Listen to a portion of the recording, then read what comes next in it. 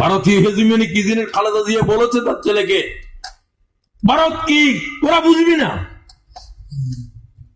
আমার উপর সমস্ত নির্যাতনের মূল কারিগর তো খালেদা জিয়া না বুঝছে আর জিয়াউর রহমানে বুঝছে, তো জন্য জাতি তাদেরকে সম্মান করে, ঠিক কিনা? আমরাও করি, আমরা তো ইজ্জতের সাথে কথা বলি, চরম কথা বললেও চরম কথা অন্যের সাথে তো বলা, ওনার সাথে তো বলা যাবে না, গোটা জাতি তাকে তোরা যা সম্মান দোষ নাই তার চাইতে বেশি তো ডক্টর ইউনূসী দিয়েছে, ঠিক কিনা বলো? আউযু বিল্লাহি মিনাশ শাইতানির রাজীম। বিসমিল্লাহির রহমানির রহিম।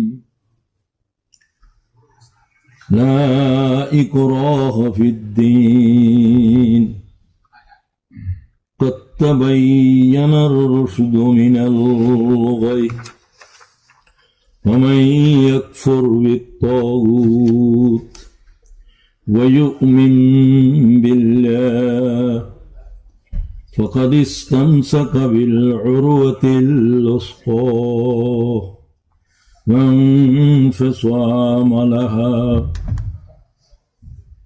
وهو العلي العظيم صدق الله العظيم। সম্মানিত উলামায়ে কেরাম, বয়স্ক মুরব্বীগণ,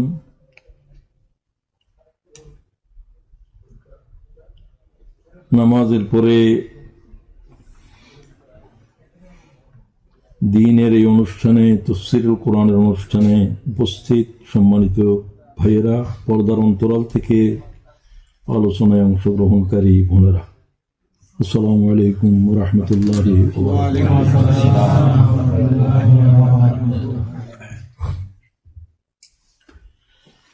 কোরআনে পাকের যে আয়াতটা আপনাদের সামনে আমি পড়েছি, এটার উপরে অনেক বিস্তৃত আলোচনা আমি লিখেছি, সেগুলো আমার বইতে পরবর্তী সময় প্রকাশিত হবে। আজকে এত কথা বলার কোনো সময়ও নাই, প্রয়োজন হয়তো হবে না, আমি সংক্ষিপ্ত আকারে কথা বলবো। এরপরে আরো একটা অনুষ্ঠান আছে, যেহেতু বাংলাদেশ আজ এক ভয়াল উত্তাল অগ্নিগর্ভ অবস্থায় রয়েছে। বাংলাদেশ আজ এক বিশ্ববিয়াসের ভয়াল জ্বলন্ত আগ্নেয়গিরি। একটি ওসমান হাদি নয়, 32 বছরের এই ছেলেটি গোটা জাতির হৃদয় স্পর্শ করেছে। বাংলাদেশের সীমান্ত পেরিয়ে জাতিসংঘের সেক্রেটারি জেনারেল, তাদের মানবাধিকার সংস্থা, তার মৃত্যুর বিষয়ের উপরে তদন্তের 2 বার নির্দেশ দিয়েছে। এটি বাংলাদেশের ইতিহাসে নয়, পৃথিবীর ইতিহাসেও কোন দেশের ইতিহাসে তেমন খুঁজে পাওয়া যায় না। তো ছেলেটি সম্পর্কে যতই এখন জানা যাচ্ছে, তার আলোচনা সবকিছুই গোটা জাতির হতবাক করে দিচ্ছে। তার ভিতরে যে দ্বীনের যে চেতনা ঘুমন্ত ছিল, সেটা গোটা জাতি এখন বুঝতে পারছে তার মৃত্যুর মধ্য দিয়ে। আল্লাহ, তুমি তার শাহাদাত কবুল করো। বলতে কোনো দ্বিধা নেই, সে যে শূন্যস্থান রেখে গেল, যদিও এটা এরকম হবে ছেলেটা সম্পর্কে আমাদের ধারণা ছিল না, সে শূন্যস্থান পূর্ণ করার বাংলাদেশের কোন রাজনৈতিক, কোন সামাজিক ব্যক্তিত্ব নজরে আসছে না। এত কম বয়সে তার চেতনার ভিতরে বিপ্লব কিভাবে জমা হলো বুঝতে পারলো। সে যদিও কোরআনে হাফেজ ছিল, মাদ্রাসায় লেখাপড়া করেছে, ঢাকা বিশ্ববিদ্যালয়ের রাষ্ট্রবিজ্ঞানের ছাত্র, 32-33 বছর বয়স তার। তো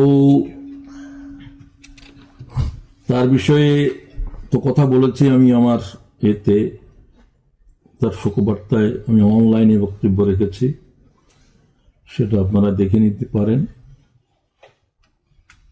তার যে জানাজা অনুষ্ঠিত হয়েছে, এক শুক্রবারে সে ইন্তেকাল করলো, গুলিবিদ্ধ হলো, আর দ্বিতীয় শুক্রবারে এক সপ্তাহের ব্যবধানে সিঙ্গাপুরে চিকিৎসারত অবস্থায় সে ইন্তেকাল করল। যাই হোক, আল্লাহ তাআলা যদি কোনো বান্দাকে ভালোবাসেন, আল্লাহ জিবরাইলকে ওহী করে দেন, বিশুদ্ধভাবে হাদিসে বর্ণিত। জিবরাইল সৃষ্টি জগতের কাছে ওহী করে দাও, আমি আমার এই বান্দাকে ভালোবাসি। জিবরাইল জমিনের দিকে নাদা করে দেয়। সাগর তলার প্রাণীরা, সমস্ত হাইওয়ানাত, নাবাতাত, জামাদাত, তোমার মানব গোষ্ঠীর সকলের কর্ণকুহরে, দিলের ভিতরে তার সম্পর্কে ভালোবাসা পয়দা হয়ে যায়। আলহামদুলিল্লাহ বললেন, আলহামদুলিল্লাহ সুবহানাল্লাহ বলতে হবে কেন? এগুলোর প্রয়োগ তো হাদিসেও আছে, আছে কিনা? এগুলো এই মসজিদের মুসল্লিদের কাছে আর সবার বলতে হবে। তো কথা যিনি বলছেন তিনি দরুদ শরীফ পড়লেন, আপনারা কথা বলতেছেন কেউ কেউ। এটা অডাসিটি, বেয়াদবি, সরাসরি বেয়াদবি, রাসূলের শানে বেয়াদবি। আল্লাহ আমাদেরকে মাফ করে দেন। কথা বলার এত জরুরত কেন পড়ল? এত জরুরত কেন পড়ল? কথা তো কম বলার জন্য কোরআন শরীফের আয়াত নাযিল হয়েছে। যাই হোক, কথাগুলো হয়তো কঠিন মনে হতে পারে, কিন্তু আল্লাহ তাআলার আযাব তো এর চেয়ে ভয়াল কঠিন, ভয়াল কঠিন। আল্লাহ আমাদেরকে আদব বকশিশ করো। বেয়াদব, আদব যার কাছে নাই সে হলো প্রথম ইবলিস। সে আল্লাহর সাথে কথা বলতে কোনো আদব রাখে নাই। বেয়াদব গাছ, বেয়াদব আল্লাহ থেকে, আল্লাহর দয়া থেকে অনেক দূরে থাকে। বেয়াদব খালি কি ইবলিস না আরো আছে? মিনাল জিন্নাতে। আল্লাহ তাআলা আমাদেরকে আদব বকশিশ করো।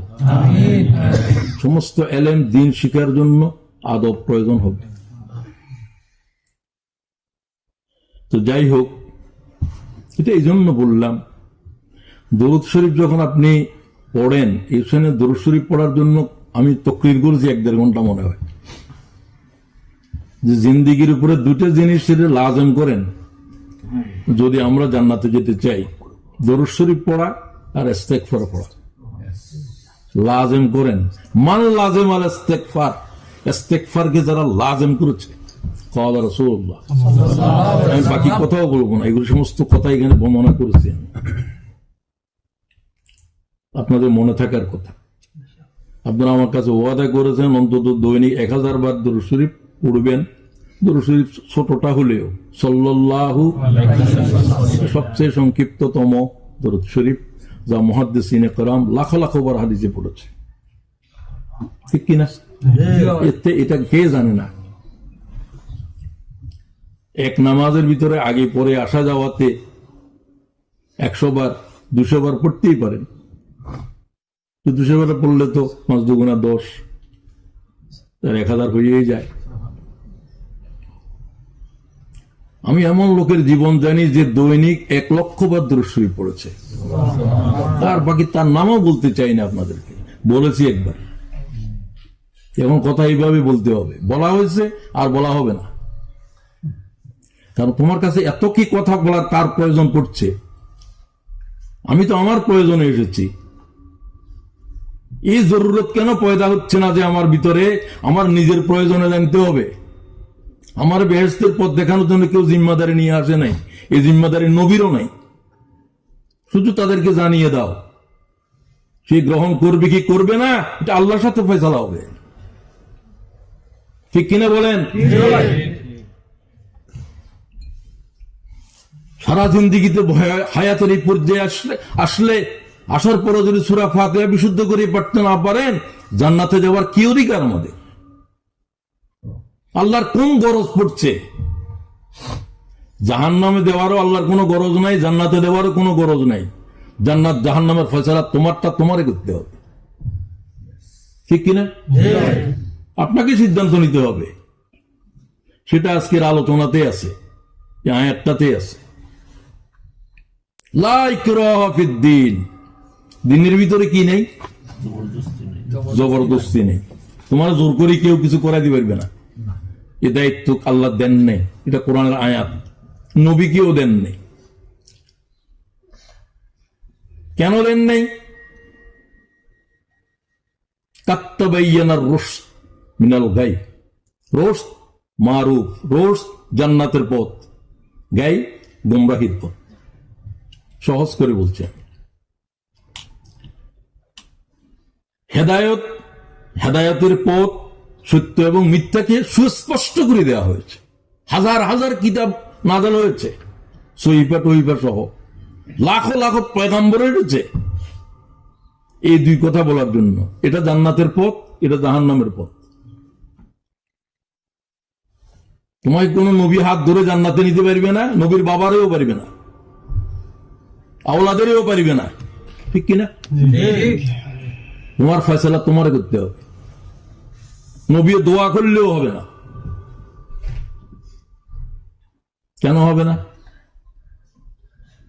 নবী দোয়া করলেন, ইব্রাহিম আলাইহিস সালাম দোয়া করলো, আল্লাহ আমার আব্বারে হেদায়েত দাও। তোমার আব্বারে হেদায়েতের জন্য তোমার পাঠাই নাই। আবু তালেবের হেদায়েতের জন্য মোহাম্মদ তোমাকে জমিনে পাঠাই নাই। তোমার আমার গোলামদের কাছে হেদায়েতের পয়গাম পৌঁছাতে পাঠাইছি। ইন্নাকা লা তাহদি মান আহবাবতা ওয়ালাকিন্নাল্লাহ ইয়াহদি মান ইয়াশা। এটা কি হাদিস শরীফ নাকি? কোরআন। কথা বলো।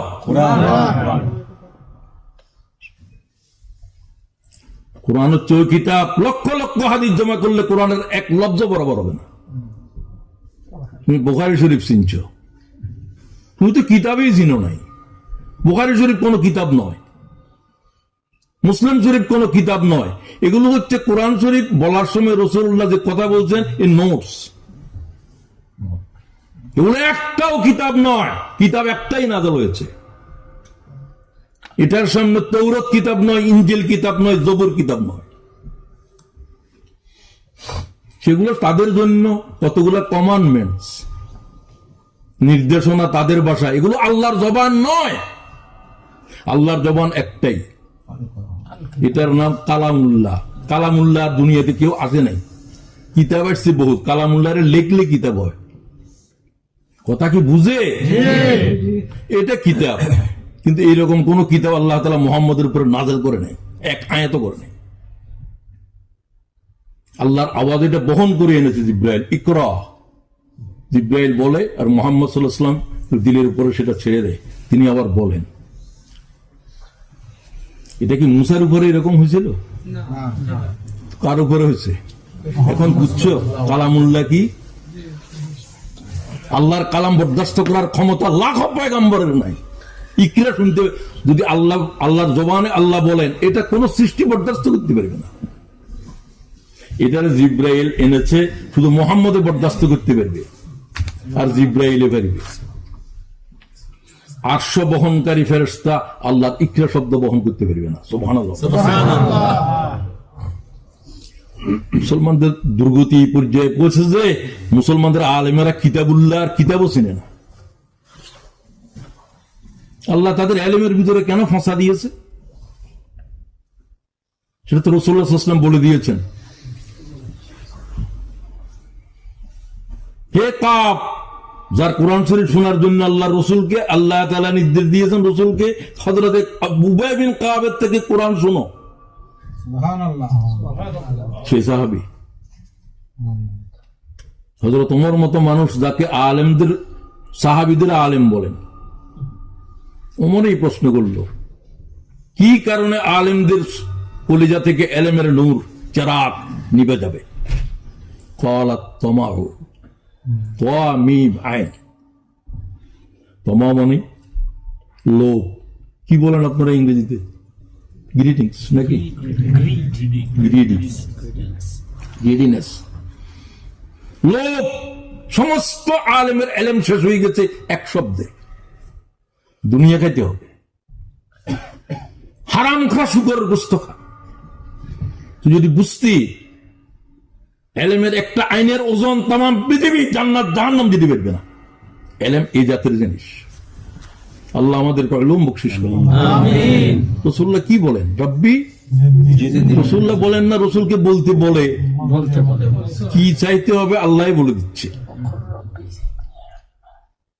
বুঝতে পারছেন? আপনিও তো বলা দরকার। আমার পয়গম্বরে বলে, বলো ওয়াকুর রাব্বি জিদনি ইলমা। হুজুর ইসলাম এটা তো বলেনি, আরো তাফসীরের সাথে বলেন, বুখারীর বা অন্যান্য কিতাবেও রয়েছে। হুজুর পাক সাল্লাল্লাহু আলাইহি ওয়াসাল্লাম ইলমের দোয়ার ভিতরে আছে, ইয়া মুআল্লিমা ইব্রাহিম আল্লিমনি। রাসূলুল্লাহ সাল্লাল্লাহু আলাইহি ওয়াসাল্লাম বলেন, হে ইব্রাহিমের মুআল্লিম, ইব্রাহিমের শিক্ষক, কি করে পুনরায় মৃতকে জীবিত করবে এগুলো শিখাচ্ছে হাতে কলমে। আমাকে ইলম দাও।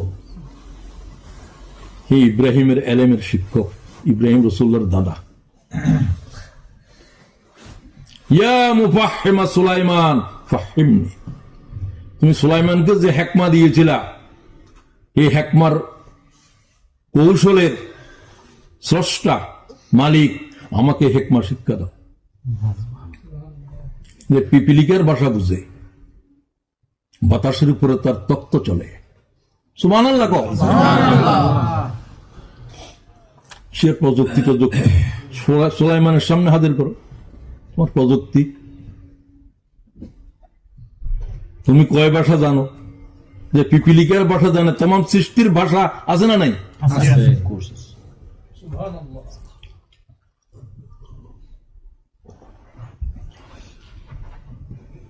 তো কাত্তাবাইয়ানার রুশদু মিনাল গাই, এই হেদায়েতের পথ থেকে গুমরাহিকে স্পষ্ট করে দেওয়া হয়েছে। অস্পষ্টতার কোন গুঞ্জাইশ নাই। দুটা বিন্দুর মধ্যে কয়টা রেখা টানা যাবে? হাজার হাজার লাখে লাখ। এ বিন্দু বি বিন্দু, তুমি যতভাবে টানো, এখান থেকে এটা, এখান থেকে এখানে, সরল রেখা কয়টা টানা যাবে? সিরাতে মুস্তাকিম। সবচেয়ে সংক্ষিপ্ত হলো সে রেখাটা। যেগুলো অ্যাঙ্গেল করে গিয়েছে এগুলো সব বক্ররেখা। এগুলো কোনোদিন বি পর্যন্ত যাবে না। এক সামান্য পরিমাণ, 1 ডিগ্রি পরিমাণ যদি তুমি একটু এদিক থেকে সেদিকে হও, এটা বি পর্যন্ত পৌঁছবে না। তামাম পথ আল্লাহ পর্যন্ত যাবে না, কোন ইবাদত পৌঁছবে না একটা পথ ছাড়া। এই পথের উপরে উঠা লাগবে, যেটা নবীদেরকে শিক্ষা দেওয়া হয়েছে। ওয়ানাবুদুনি হাযা সিরাতুম মুস্তাকিম। জিন্দেগীর প্রতিটি ক্ষেত্রে শুধু আল্লাহর গোলামি করো, এটাই সিরাত মুস্তাকিম। সুবহানাল্লাহ। নফসের গোলামি করো, সমাজের গোলামি করো, বাপদাদার গোলামি করো, দেশের আইনের গোলামি করো, তোর মনিবের তো কোনো শেষ নাই। কি লা ইলাহা ইল্লাল্লাহ পড়ছিস, তুইও বুঝোস না, তোর দাদাও বুঝে নাই, তোর ইমানই নেই। ইমানের জন্য এলেম শর্ত। যে ইলাহ শব্দের অর্থ বুঝে নাই, আল্লাহর কসম তার ইমান আসে নাই। তুমি তোমার জিজ্ঞাসা করো।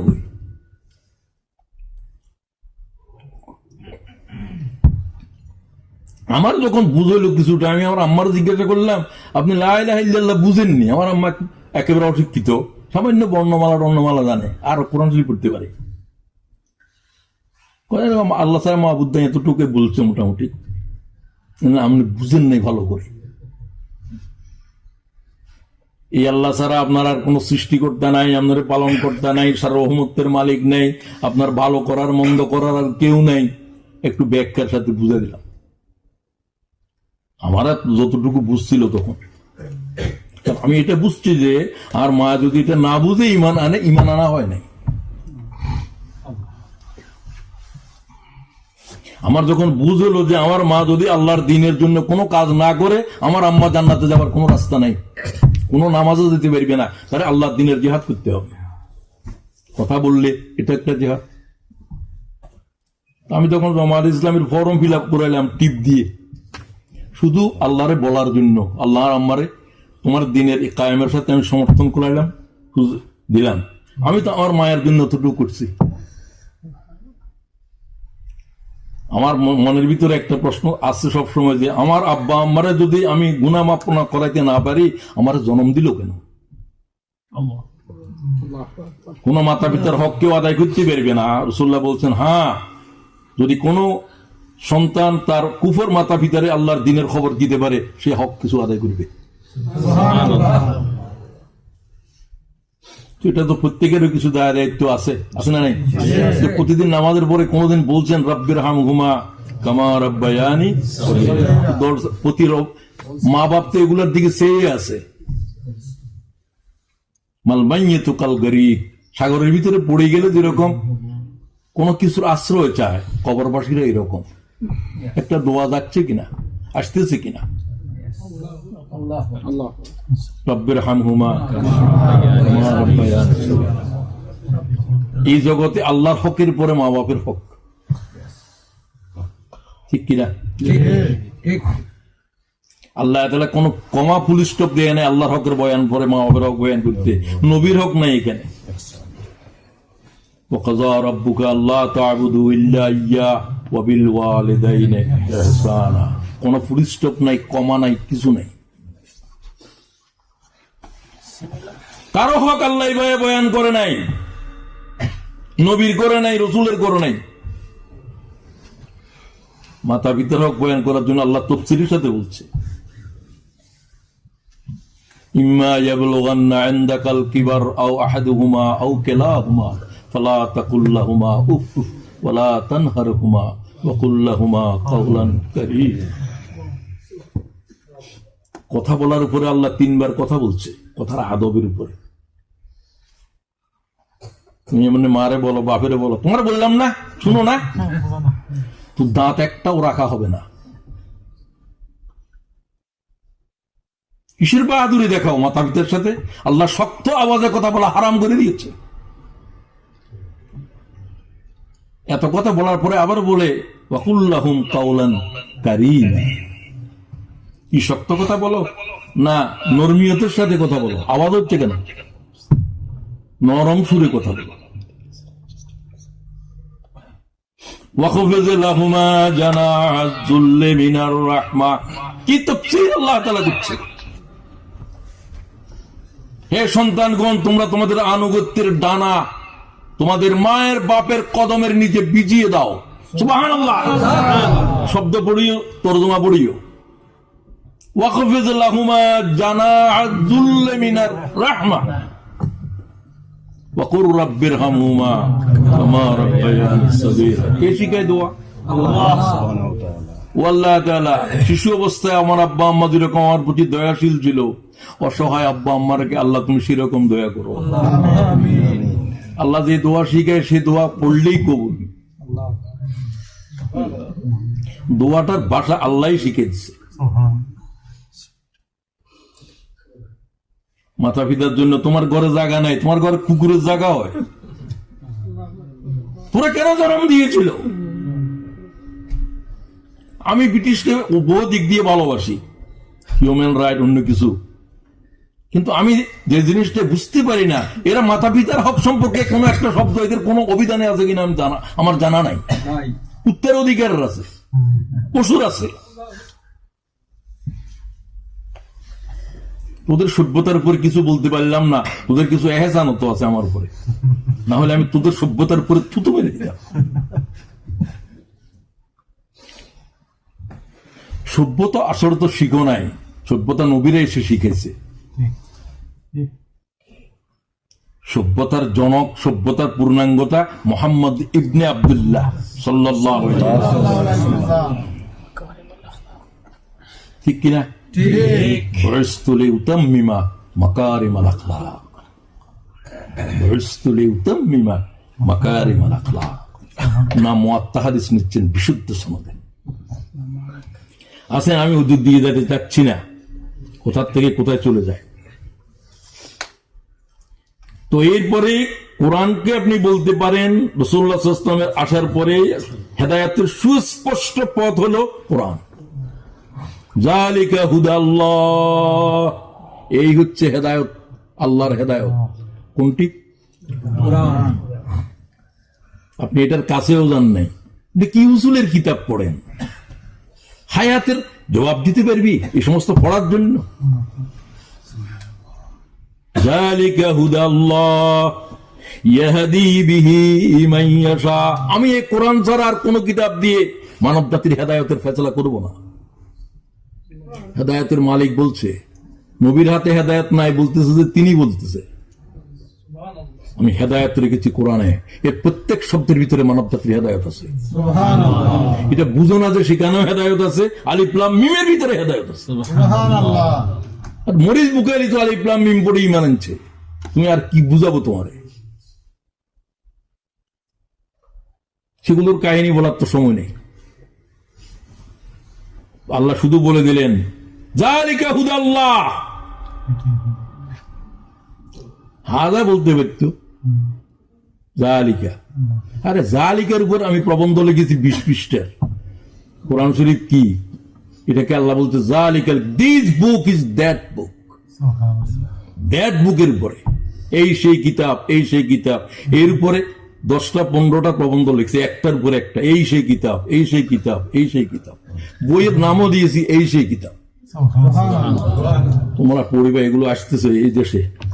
মোটামুটি আমার এইবারে মতো মনে হয় শিপের এক কন্টেইনার আসে পৌঁছছে বইয়ের, আর এতদিন আনতে পারিনি। লেখাপড়া করার ইচ্ছে আছে, লেখাপড়া করবে। 1 নম্বর লেখাপড়া করবেন কোরআন শরীফ। কোরআন শরীফ পড়তে হবে, কোরআন শরীফ বুঝতে হবে, কোরআন শরীফের প্রত্যেকটা বর্ণের উপর ঈমান আনতে হবে, ঠিক কিনা? কোরআন শরীফের দাওয়াত সব ফরজ বলতেছি, সব ফরজ। পড়তে হবে ফরজ, বুঝতে হবে ফরজ, ঈমান আনতে হবে ফরজ, আমল করতে হবে ফরজ, দাওয়াত দিতে হবে ফরজ, কোরআনের বিধান কায়েম করতে হবে ফরজ। সব ফরজ, এখানে কোনো নফল ফরজে কাফায়া টাফায়া কিছু নেই। ফরজে আইন, ফরজে আইন, ফরজে আইন। কি অবহেলিত এই কিতাব, কি মজলুম এই কিতাব। মুসলমানে খুলে দেখে না। কোন দিনে তোর মা মরিব আর বাপ মরিব, তারপর কোরআন শরীফ খুলব? এটা কি মরা মানুষের জন্য না জিন্দার কিতাব? মুর্দা কে লিয়ে नहीं है, ये जिंदा की किताब है। ইমাম আবু হানিফা তো কোরআন শরীফ দিয়ে ইসালে সওয়াব জায়েজ করে না। তুমি জানো নি সেটা? এমনি হানাফি আর কি জাতের হানাফি তুমি? কি আর কথাটা বুঝলো নি কি বললাম? কি বলছি একজনে বলো তো? সওয়াব বখশাইয়া দেওয়া, সওয়াব বখশাইয়া দেওয়া। ওই আর এখানের পুরানো মুসল্লি আমার ক্লাসের good teacher, good student, good student, good student, good টিচারও। সামনে বসে, সামনে বসবে, অবশ্যই সামনে বসবা। সামনে বসলে তো সওয়াব বেশি। সামনে বসলে উটের সোয়াব, জবাই করলে পিছনে বসলে ডিমের সোয়াব। তোমার তো ডিম লাগবে, তুমি ওই পিছনে দিয়ে ঠেলা ঠুলা করে আছে এখানে। একটু কোরবানি দিয়ে বসতে পারলে না, যেন ঘুম না আসে, আমরা ফ্রি বসবো, ঠিক কিনা? তো তোমার নিয়তের ভিতরে তো আল্লাহর এলেম জানা আছে, তোমার তো কুদ্দুর এলেমের পিপাসা আছে। আল্লাহ আমাদেরকে এলেমের পিপাসা দাও। তো এটার উপরে আর কথা নাই। কেন আল্লাহ তাআলা জোর করলেন না? জোর করবে কেন? ক্লাসের টিচারে বলে দিয়েছে অঙ্ক এইভাবে, এটা এইভাবে। পরীক্ষার হলে কোনো ভুলগুলিও কিছু বলবে না, ঠিক কিনা? ঘন্টা বেজে গেছে, খাতা জমা করো। কি হচ্ছে এগুলো এক্সামিনার দেখবে ফাইনাল। এটা কিয়ামতের মাঠে দেখা হবে, তোমার এটা খোলা হবে না এখন দুনিয়ায়, ঠিক কিনা? তো তারপরেও তো নবীরা বলেছেন এখন আমার দায়িত্ব শিক্ষা বুঝা সবকিছু সেভাবে চলা। আচ্ছা, তো গাইয়ের উপরে আর দরকার নাই, ওয়াসা আদমু রাব্বাহু ফাগাওয়া, আমাদের আব্বা প্রথম এই ভুলের এরর, গাওয়ার করতে এরর, ভুলটা করছে যে আমাদের বাপে, ইয়া আদম উসকুন আনতা ওয়া যাওজুকাল জান্নাহ ওয়া কুলা মিনহা হাইসু শাইতুমা রাগাদান, হাইসু শাইতুমা, তোমরা শুধু এই গাছের কাছে যাইবে না, ওয়ালা তাকরাবা হাযিহিশ শাজার ফাতাকুনা মিনাজ জালিম, হয়ে যাবে। গাছ এটার নামও বলেন নাই, এটার ফল খালি কি হবে, ফল তিতা, কিচ্ছু বলেন নাই, এটাই পরীক্ষা। গাছ এটার কাছে যাইবে না, কি গাছ, গাছের নাম কি, গাছের ফল কি রকম, কোন বর্ণনা আছে? জান্নাতের ভিতরে কেউ কেউ বলছে জোর থেকে আসরের ভিতরে আদমের যা গাইটাই হয়ে গেছে। আমাদের বাপের অবস্থা, কারণ ইনসান খতর করেন ওয়ালা, ইনসান মানে ভুল করেন না। আমাদের বাপের নাম, আমাদের সবাই নাম, ভুল তো হয়েছে, ভুল হওয়াটাকে আল্লাহ তাআলা বড় কিছু দেখেন না, কিন্তু ভুল হওয়ার পরে সরি না বললে এটাকে দেখেন। ইবলিস সরি বলে নাই, সে ভুল করছে, আল্লাহর আদেশ অমান্য করছে, জেনে বুঝে। আদম আলাইহিস সালাম না বুঝে করেছে, শয়তানের প্ররোচনায় করেছেন, ভুলে খেয়েছেন, ভুলে করেছেন, না জেনে না বুঝে কি খায়, আসার খায়। তুমি যে পিচ্ছিল রাস্তা দিয়ে সিলেটের কোন বাজারের তুম আব্দুল মুহিতের বাজারে মনে করো আসতেছো, বিয়ানি বাজার আসতেছো, তো কিভাবে হাঁটে আসার না খাওয়ার জন্য? নখ চিপি চিপি, তোরা কি বলেন, নখ চিপি চিপি, টিপি টিপি, তো যে টিপি টিপি আসবে সে আসার খাবে না। সে মনে করছে ঠিক আছে, ঘরে তো এসেই গেলাম, ঘরের সামনে আসার খেতে পারে, মরণের বিছানায় আসার খেতে, এই নখ চিপি চিপি মৌত পর্যন্ত থাকতে হবে। কথা বুঝছেন? গোমরাহ যে কোনো সময় হইতে পারে, আপনার অজান্তে আপনি জানেন না, কারণ আগে বলছি যে এটা না চাইলে খায় যে জিনিস, তুমি তো খাই ইচ্ছা নাই, কিন্তু তুমি খেয়ে ফেলছো, জানো না। আদমে খেয়ে ফেলছেন। আপনারা এই কথা বলিয়েন না যে আগে হাওয়া খাইছে, বাপে আদম আল্লাহ নিয়ে আসছে, এই কোনো কোরআন শরীফের কোনো দলিল নেই। তারা খাইল, মনোজনে খাইছে, কেন হাওয়ার কোনো অপরাধ নাই, এটা খ্রিস্টানদের বাইবেলে আছে। এই সমস্ত ফালতু কথা এগুলো তারা বানাইছে, তো তারা এটাকে এই জন্য ওমেনের বলে women, pain to women, man এটা হলো উমেন। কথা বুঝতে পারছো? এরা নারীদেরকে ওরা বলে যে ইসলামের নারী বিদ্বেষ, এগুলা কত বড় বিদ্বেষী নারীদের নামে দিচ্ছে এরা, যা পুরুষের জন্য দুঃখ বহন করে এনেছে, সম্পূর্ণ মিথ্যা। তো আল্লাহ শিখিয়ে দিলেন, রব্বানা যালামনা, বলেন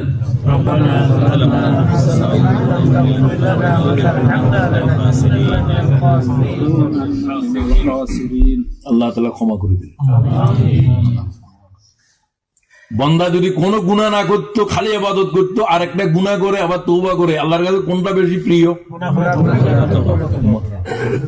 তোমার আর আমার আকলে কি কয়, একবারে করে না, এটা না বেশি ভালো মানুষ সুইসাইড, এই সুইসাইড আল্লাহ পছন্দ। আল্লাহ কথা এরকম তো তাম সৃষ্টি জগৎ কেউ কি গুনাহ করে? এটার তো আর দরকার নেই, তুইও তো এই নাবাতাত হাইওয়ানাত জামাদাত না। যেহেতু স্বাধীনতা দিয়েছে, ভুল করার তো সুযোগ আছে, করছো, আবার সাথে সাথেই তওবা মানে সরি পরবাদ। এই বান্দাকে আল্লাহ ভালোবাসেন কেন? আল্লাহ তাআলা তওবা করার গুণ এটা তো আর প্রকাশিতই হইতো না, ঠিক কিনা? ক্ষমা করার শক্তি আল্লাহ তাআলার, শাস্তি দেওয়ার চাইতে কোনটা বেশি শক্তিশালী? আল্লাহর গুণ সাবাকাত রাহমাতি আলা গাযাবি, আমার শাস্তি দেওয়ার শক্তির উপরে আমার দয়া কঠোর বলবত্তর, এটার উপরে। এই জন্য তো বন্দারা দুনিয়ার আছে, আজ আমরা আছি। কাত্তাবাইয়ানার রুশদু মিনাল গাইয়্যি ফামান ইয়াকফুর বিত-তাগুত, তাগুতকে কি করো? ইসতিনাব করো, কুফরি করো। ওয়া ইউমিন বিল্লাহ, অতঃপর কি করো?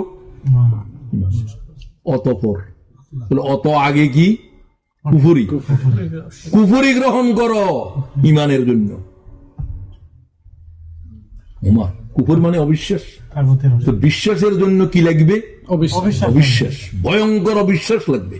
সুবহানাল্লাহ। এই জগৎ তোর উপরে ইমান আনলাম না, তোরে বিশ্বাস করি না, আকাশ জমিন মখলুক যা আছো, সব কি বিশ্বাস অবিশ্বাস? খাইরিহি ওয়া শাররিহি মিনাল্লাহ তাআলা। তোর কাছে কল্যাণের ক্ষমতাও নাই, অকল্যাণের ক্ষমতাও নাই, আকাশের নাই, জমিনের নাই, কোন দেশের প্রধানের নাই, ফেরাউনের নাই, কারো নাই, ইল্লাল্লাহ। আগেরটা না স্বীকার করে কুফরি করে তারপরে খালি করো, তারপরে আমি শুধুমাত্র আল্লাহকে আমার খাইরিহি ওয়া শাররিহি মিনাল্লাহ তাআলা। বহু সিফাতের থেকে শুধু একটা বললাম, কথা বুঝে যাচ্ছে?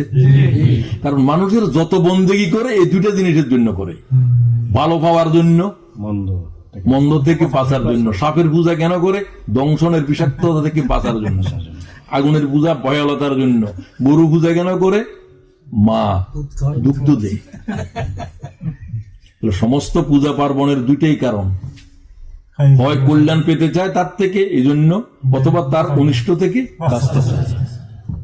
এটার কোন ক্ষমতা সৃষ্টি জগতেরই নাই, নবীর নাই, রসুলের নাই, জিব্রাইলের নাই, মিকাইলের নাই, নাই নাই নাই নাই, কারো নাই, ইল্লাল্লাহ, শুধুমাত্র কার?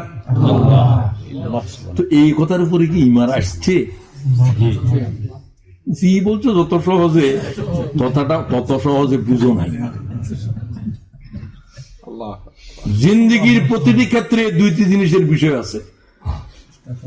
তুমি তো ওষুধ খাচ্ছ, তো তোমার ইমান কি আমার জন্য ম্যালেরিয়া ভালো করবে? কুইনাইন, ম্যালেরিয়া কুইনাইনে ভালো করতে পারবে? কে করবে? রসুল বলছে তোমরা কোন উসিলা গ্রহণ করো, ওষুধ মনে করো। আলী তুমি কাঁচা আঙ্গুর কেন খাচ্ছ? তোমার তো গায়ে জ্বর, কাঁচা আঙ্গুর কিছু নাই, তারপরে এটার চিকিৎসা, সেটা গ্রহণ করে সুন্নাহ। প্রত্যেক রোগের কি আছে? চিকিৎসা, সেটা আল্লাহ দিয়েছে। কিন্তু ওষুধ এটা কার্যকর করবে কিনা কার অনুমতি লাগবে? আল্লাহর অনুমতি চায়। এই জন্য তোমার বলার সময় ওষুধ খায়, ইয়া শাফি, শাফি আল আমরাজ বলে ওষুধ খায়। আসল চিকিৎসক তুমি। তুমি যদি চিকিৎসা না করো, চিকিৎসা না দাও, না থাকো, তাম দুনিয়ার মাউন্ট হাসপাতাল, এলিজাবেথ হাসপাতাল, রয়্যাল লন্ডনের কিছু করার আছে? কিছু করার নাই। তো এই খাইরিহি ওয়া শাররিহি মিনাল্লাহ তাআলা, আজকে এই ঈমান বুঝে যাও। অনেকে যারা বুঝছো তারা রিনিউ করো ইনশাআল্লাহ। এই ঈমান যার কাছে এসে গেছে, সমগ্র পৃথিবী তার কাছে মুর্দার সমান, জিন্দা নয়। লাখ লাখ মানব জাতি তার সামনে মুর্দা। এদের কল্যাণ অকল্যাণ করার ক্ষমতাই নেই। সুবহানাল্লাহ। ৬০,০০০ মোকাবেলা করার জন্য গাসসান, এগুলো আরবি সৈন্য খ্রিস্টানদের। তারা খালেদের বলল তোমরা আসো, এবার তোমরা আরবিরা যুদ্ধ করতে আসো, আমরা মাত্র ৬০,০০০ পাঠাইলাম। সেনাপতি আবু উবাইদাকে বললেন যে ৬০,০০০ মোকাবেলায় আমি একারে পাঠান। কি বলছো তুমি? আপনি যদি কিছু দিতে চান তাহলে ৬০ জন দেন, তুমি বাছাই করো। আনসার থেকে ৪০, বাকি মুহাজির। তারা মন করছে ও যুদ্ধের সময় কি আছে, সন্ধি করার জন্য আসতেছে। ৬০,০০০ মোকাবেলায় ৬০ জন কি নেই, তারা তো চিনে একে অপরকে। খালে ধরে কবি তুমি তো প্রস্তাব নিয়ে আসছো সন্ধি করার জন্য? কয়ে না, আমরা তো যুদ্ধ করার জন্য আসছি। কোথায় নেই, তাহলে দাঁড়াও। আবু উবাইদাকে বললেন ৬০,০০০ মোকাবেলায় আমি একা কেন বলছি? আমি শত্রুকে কখনো জিন্দার নজরে দেখি নাই। ৬০,০০০ মুর্দা লাশের জন্য এক জিন্দা কাফি। সুবহানাল্লাহ। ইমান বুঝছেন? আল্লাহ খাইরিহি ওয়া শাররিহি। এই খালেদ যুদ্ধের রণাঙ্গনে শহীদ হয়েছে? যুদ্ধ দ্বারা যদি শহীদ হইত খালেদ ১ নম্বরে হইত। ১০০-এর উপরে যুদ্ধ করেছে, কোন যুদ্ধে পরাজয় নাই। কাফের অবস্থায় জিন্দিগিতে পরাজিত হয়নি। মূল্য বিছানায় গোড়ায় গোড়ায় অস্থির ভাবে কাঁদতেছিল। তার স্ত্রী খুব বুদ্ধিমতী ছিল। ছেলে ছেলে মনে হচ্ছিল না। ইতিহাসে লেখছে, স্ত্রীকে জিজ্ঞাসা করে, তুমি এরকম করছো কেন? আমি বিছানার মধ্যে কেন হচ্ছে, সহ্য করতে পারছি না। যুদ্ধের রণাঙ্গন হচ্ছে আমার ক্রীড়াভূমি, প্লেগ্রাউন্ড। সুবহানাল্লাহ। আমি তো মনে করছিলাম সেদিন ইন্তেকাল করবো ওই আরমুখের জমিনে, যেদিন 1 লক্ষ রোমান সৈন্য আমাদের পায়ের নিচে ছিল। 1 লাখ। সৈন্য সংখ্যা হিসাব করো, 1 লক্ষ সৈন্যের লাশের উপরে যুদ্ধ করছে। 8খানি তরবারি আমার হাতে ভেঙেছে সেদিন, আমি রক্ত দিয়ে গোসল করে ফেলেছিলাম। আমি মনে করেছিলাম আজকে আর মুখে শুয়ে দেবো। হয়েছে? এগুলো খালেদ। স্ত্রী বলল যে, তোমাকে রাসূলুল্লাহ কি বলছে? সাইফুল্লাহ। সাইফুল্লাহ কি? আল্লাহর তরবারি। আল্লাহর তরবারি কি করে বুলন্ডিত হবে? তুমি কি করে পরাজিত হবে? তোমারে কে শহীদ করবে? স্ত্রীর এই কথা খুব খুশি হয়ে গেল। তুমি তো বিছানায় মরতে হবে, তোমার জমিনের উপরে আষাঢ় দেওয়ার, জমিনে তোমাকে প্রধানত করার আল্লাহর কোন শক্তি জমিনে নাই। তিনি বললো যে ঠিক বলছো। আগে দিয়ে বলছিল যে আমার শরীরের দিকে তাকাও তো, কি দেখো? তোমার শরীরের ভিতরে শুধু নেজা, বল্লম, তরবারি, খোসা ছাড়া তোমার দেহের ভিতরে আর কিছু নাই। তুমি এত শত যুদ্ধে অংশগ্রহণ করছো। খাইরিহি ওয়া শাররিহি। শুধু এই শব্দের উপরে যেদিন তোমার ইমান আসবে সেদিন তুমি নিজের মুমিন কইও। এখনো বলবা যে ইমানের দিকে ঝুঁকছি মাত্র। ক্বালাতিল আরাবু আমান্না কুল লাম তুমিনু, খবরদার ইমান আনছি বলবি না। ওয়ালাকিন কুলু আসলামনা, ইমানের দিকে ঝুঁকছি, চেষ্টা করতেছি, প্রোগ্রাম দিতে বসি ইমান হাসিল করার জন্য। আল্লাহ যারা বসেছে এদেরকে ইমান নসিব করো, আমাকেও দাও, ভাই বোনদেরকেও দাও।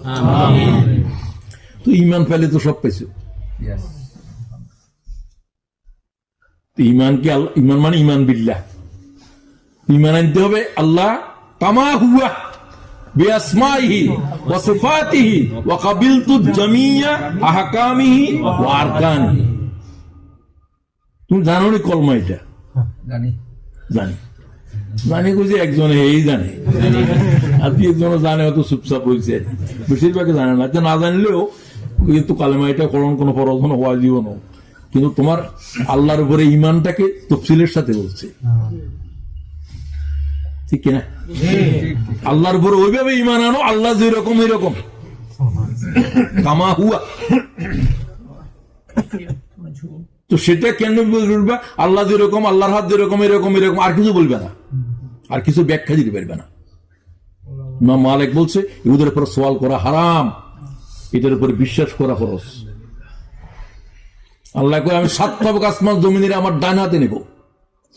হাতিটা কত বড় টরো জিজ্ঞাসা করিও না, সমস্যায় পড়বে। এটার জবাব কেউ দিতে পারবে না। জবাব দিতে যত চেষ্টা করবে এত গোমরাহ দেবে। শুধুমাত্র ইমান আনলাম, শুনলাম, খবরদার কামা হুয়া। আল্লাহ কেমন? আল্লাহ যেমন তেমন। কিভাবে আরশে আছেন, আরশ আজি কত বড়, এগুলোর অনেক বর্ণনা আছে, এগুলো কোনো দরকার নেই। তোমার ইমান এইভাবে আনতে হবে। বিআসমাইহি ওয়া সিফাতিহি। আল্লাহর যত ইসিম আছে, নাম আছে, 99টা নাম আছে, আরো নাম নাই যে আরো অসংখ্য আছে। সব আসমাউল হোসনা আল্লাহ, সুবহানাল্লাহ। যত বিশেষণ দুনিয়ার উপরে আছে সব আল্লাহর জন্য। এই সব কিছুর সাথে আল্লাহর উপর ঈমান আনো। তুমি আল্লাহ সুবহান শব্দের উপরে তোমার ঈমান আছে কিনা? সুবহান মানে কি? পবিত্র। পবিত্র, কোনো অক্ষমতা নাই, দুর্বলতা নাই কিছু। আচ্ছা মনে করো 4টা জিনিস দিয়ে তো আল্লাহরে বোঝা যায়। ডক্টর জাকির বলছে এই হচ্ছে আল্লাহকে চেনার কষ্টি পাথর। কষ্টি পাথরের কি বলে ইংরেজিতে? কি স্টোন? হ্যাঁ, ক্রিস্টাল না, যেদিন যে স্বর্ণকে যাচাই করে, এটার কি একটা বলে তো, ইংরেজি কি এক নামও আছে। আচ্ছা, কষ্টি পাথর তো বোঝা যাচ্ছে। আল্লাহরে চেনার কষ্টি পাথর বলতেছে 4টে গুণের, আর আয়াতুল কুরসির ভিতরে 10টা। আচ্ছা যাক, আর তো 4টা ওয়ালাটা আগে শিখো, এটা বলছিও, কুল হুয়াল্লাহু আহাদ। বলে দাও কেন আসলো? লক্ষ মানুষ আল্লাহ সম্পর্কে প্রশ্ন করছে, করবে। তাম প্রশ্নকারীদের লাখ ও কোটি কোটি প্রশ্নের জবাব দিচ্ছি। কুল, বলো। সুবহানাল্লাহ। এরকম 313টা আয়াত কোরআনে আছে কোলওয়ালা। অক্সফোর্ড ইউনিভার্সিটিতে কোল শব্দের উপরে পিএইচডি হচ্ছে। পিএইচডি করতেছে সেই ছেলেটাতে আমার কথা হয়েছে। বাংলাদেশে নাই, মিশরেও নাই, সৌদি আরবে তো নাই, লেখাপড়ার কোনো কাম নাই। এটা কিছু আছে শুধু ওই আল্লাহ রসুল্লাহ বলছেন কিয়ামতের আগে যদি তোমরা ধরো কোথায় যাবো, হুজুর আমরা সৌদি আরবের কথা কয়, আরবে এখানে তো শয়তানের শিং উঠবো, শিং তো এখন উঠে গেছে। রসুল্লাহ বলতো তোমরা ফিলিস্তিনে চলে যাবে, যদি যেতে না পারো ইয়ামন যাবে। কি বললেন না? মক্কা যাইও। হুজুর বলে এখানে ইবলিসের শিং উঠবো এবং আমার জীবন, আমার পরে আমার নামেই উঠবো। আমার নামে আছে, আমার নামে দুজন আসবে, একটা হচ্ছে যে আমার আওলাদ থেকে মাহাদি আসবে, আর একটা সিং আসবে এখান থেকে। ক্বালা রাসূলুল্লাহ সাল্লাল্লাহু আলাইহি ওয়াসাল্লাম। বুঝছেন শয়তানের সিং? জি, জোরে কও জি। আল্লাহ তাআলা রহম করো, আমিন। তো যাক, ওই কথাগুলোর দিকে রাখো, মূল কথার দিকে এখনো যাইতেও পারি নাই। ফামান ইয়াকফুর বিত-তাগুত, তাগুত কি? যে গুমরাহ হয়ে গেছে তারে তাগুত বলে না। যে বিভ্রান্ত কুফর তাকে তাগুত বলে না। তাগুত তগিয়ান থেকে, সীমা লঙ্ঘন থেকে। তুমি কাফের থাকা তো আল্লাহ অনুমতি দিতে, সীমা লঙ্ঘন করে নাই। আমি মুশরিক, মুশরিক ঠিক আছে, তুমি মুশরিক কাফের সব থেকে দিতে পারবা, আল্লাহ তোমার অনুমতি দিয়েছে, তুমি ইমান কবুল করো নাই, ঠিক আছে, যারা করছো। কিন্তু তোমার এই অধিকার নাই যে আরেকজনের গুমরাহ করিবা। নিজে গুমরাহ হইছ, আরেকজনের গুমরাহ করিবা। নিজে আল্লাহর অস্বীকার করছো, আল্লাহর অস্বীকার করবে সেও। তুমি বললে না আমারে আল্লাহ বলো, এগুলো তো আগুন। বাড়াবাড়ি কুফরের তাগুত বলে না। আমার বিধান চলবে, মিশর আমার, বলছে কে? তাগুত। ইযহাবু ইলা ফিরআউন ইন্নাহু তাগা। যাও, সমগ্র জমিনের উপর সবচেয়ে বড় তাগুত ফিরআউন। ফিরআউন কি একটাই এক ছিল? না, এখনো আছে। বাংলাদেশের ফিরআউন কোন? নাম তো বললে না, কি জন্যই সত্যরে গোপন করে রেখেছ। রাসূলুল্লাহ কি বলেন?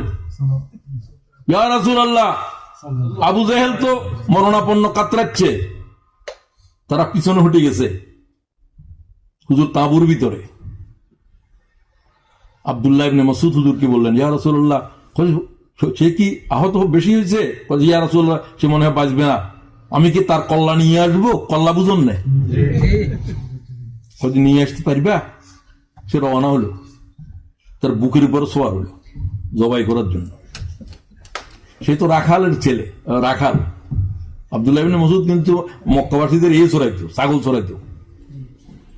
আলেম এত বড় হয়েছে যে আর কি বলব, সাহাবী সবাই উস্তাদ বললেও ফুরে যায় এরকম। কিন্তু এই কত সাধারণ ছিল রাখাল, তাই তো চিনে, আবু জাহেলের ভালো করে চিনে, ওই রাখাল্লার ফোলা।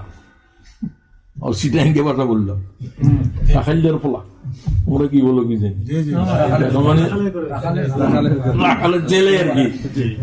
আমরা চিটাঙ্গে ফোলা কয় বা ফোয়া কয়, বিভিন্ন কিছু। তো তুই করে আমার গর্দান লম্বা করে কাটিস, লোকেরা যেন চিনে আমার এটা অমুকের মাথা। অহংকার সময় সব অপরাধের মূল হলো তাকাব্বুর। ইবলিস 1 নম্বরের মুকাব্বির, তাকাব্বুর করনেওয়ালা। আনা খাইরুম, এই শব্দ যে বলে সেই ইবলিসের খালতো ভাই। আমি তার তুমি বড়, বংশে বড়, জ্ঞানে বড়, অমুক বড়, তমুক বড়, সব মিথ্যা কথা বলতেছে। এটা তোমার বংশ, সব আদমের বংশ। তোমার বংশ কি? তুমি কোন দিক দিয়ে শ্রেষ্ঠ? কুল্লুকুম আবনাউ আদম ওয়া আদমু মিন তুরাব। ক্বালা রাসূলুল্লাহ সাল্লাল্লাহু আলাইহি ওয়াসাল্লাম। সকলে কার ছেলে? আদমের ছেলে আদম কিসের থেকে পয়দা হয়েছে? মাটি থেকে। সবচেয়ে ঘৃণ যেটা পায়ের নিচে থাকে হেঁটে দিয়ে, যেন অহংকার করতে না পারস। অথচ আল্লাহ সম্মান এতটুকু দিছে যে তামাম মালায়েকের আদমের চিন্তা কর। সুবহানাল্লাহ। দেখো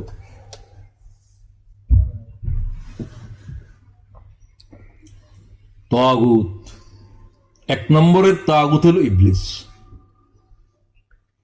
রাসূলুল্লাহ সাল্লাল্লাহু আলাইহি ওয়াসাল্লামের কাছে ওর মাথা নিয়ে আসলো, আল্লাহু আকবার বললো রাসূলুল্লাহ প্রথম, আল্লাহ বললো হাযা ফিরাউন হাযিহিল উম্মাহ ক্বালা রাসূলুল্লাহ। ইমাম মুসলিম সম্ভবত এই হাদিস নিয়েছেন। হাযা ফিরাউন হাযিহিল উম্মাহ, এই হচ্ছে আমার উম্মতের ফেরাউন। সুবহানাল্লাহ। এই হলো বাংলাদেশের ফেরাউন শেখ হাসিনা। আল্লাহ তোর কহর গজব দিয়ে তার কোন কম্প্রোমাইজ করিও না। হাজার হাজার মানুষের জীবন নিয়ে ছিনিমিনি করেছ, লক্ষ লক্ষ মায়ের বুক খালি করেছ, নির্যাতন অত্যাচারের পাহাড় ভেঙে পড়েছে, চিৎকার করতে পর্যন্ত দাও নাই, চোখ বেঁধে রেখেছ বছরের পর বছর, সেখানে ঘা হয়ে গেছে, পোকা পড়ে গেছে। কি জাতের মানুষদেরকে?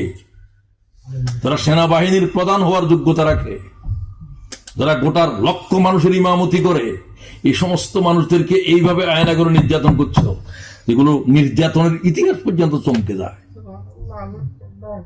তুমি এখন বলো যে উদিসির বিল্ডিং কেন ভাঙতে গেল? ওই ধর্মমন্ত্রীর কাছে গেছে, কিনা ধর্মমন্ত্রী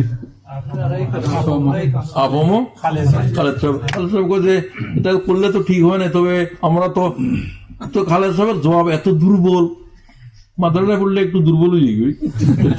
মৌলানা মৌলবীর কথা আমার না, দুর্বল হয়ে যায়। কি জন্য হয় আল্লাহ তাআলা জানে। হওয়ার তো কথা ছিল না, হওয়ার তো খালেদের মতো হওয়ার কথা ছিল, ওই খালেদ। তো তিনি বলতে ঠিক আছে, আমি স্বরাষ্ট্রমন্ত্রীর সাথে যোগাযোগ করতেছি, এই করবো এগুলা করার জন্য। তুমি এই কথা কেন বললে না? তুমি কোন সুশীল সমাধান নিয়ে আসছো? এই প্রথম আলো কি করে নাই? এই দেশে বিনাশের কি ভয়াল কাণ্ড সৃষ্টি করে নাই, ঠিক কিনা বলো? তারেক রহমানের কথাই বা বলো, তারা যে ল্যাংটা করে এইভাবে অত্যাচার করলো, এই সবকিছুর তার বিরুদ্ধে এত কিছুর কাহিনী, সবকিছুকে আরো বেশি ফুলাইয়া ফাপাইয়া নির্যাতন করার জন্য সবকিছুর মূল কে ছিল? প্রথম আলো।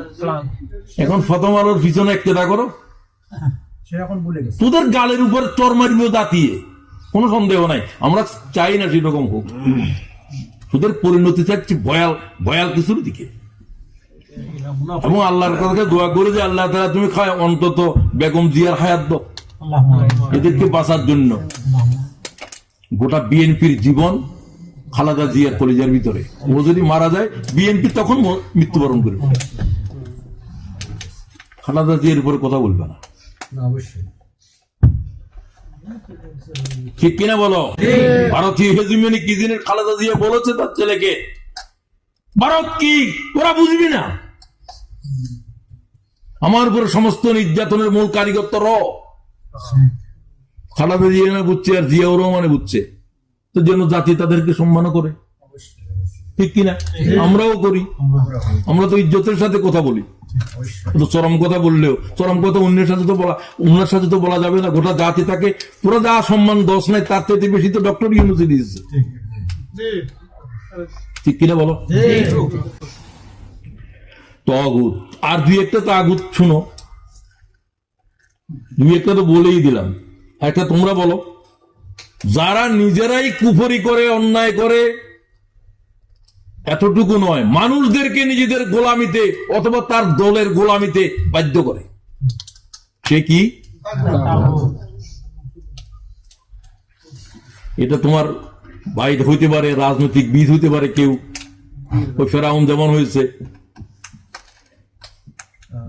এইরকম তাগুতের ভিতরে জুব্বাওয়ালা পাগড়িওয়ালাও আছে, যারা বলো, যাদেরকে আমি দেখেছি সিজদা করতে মাঝবান্ডারে।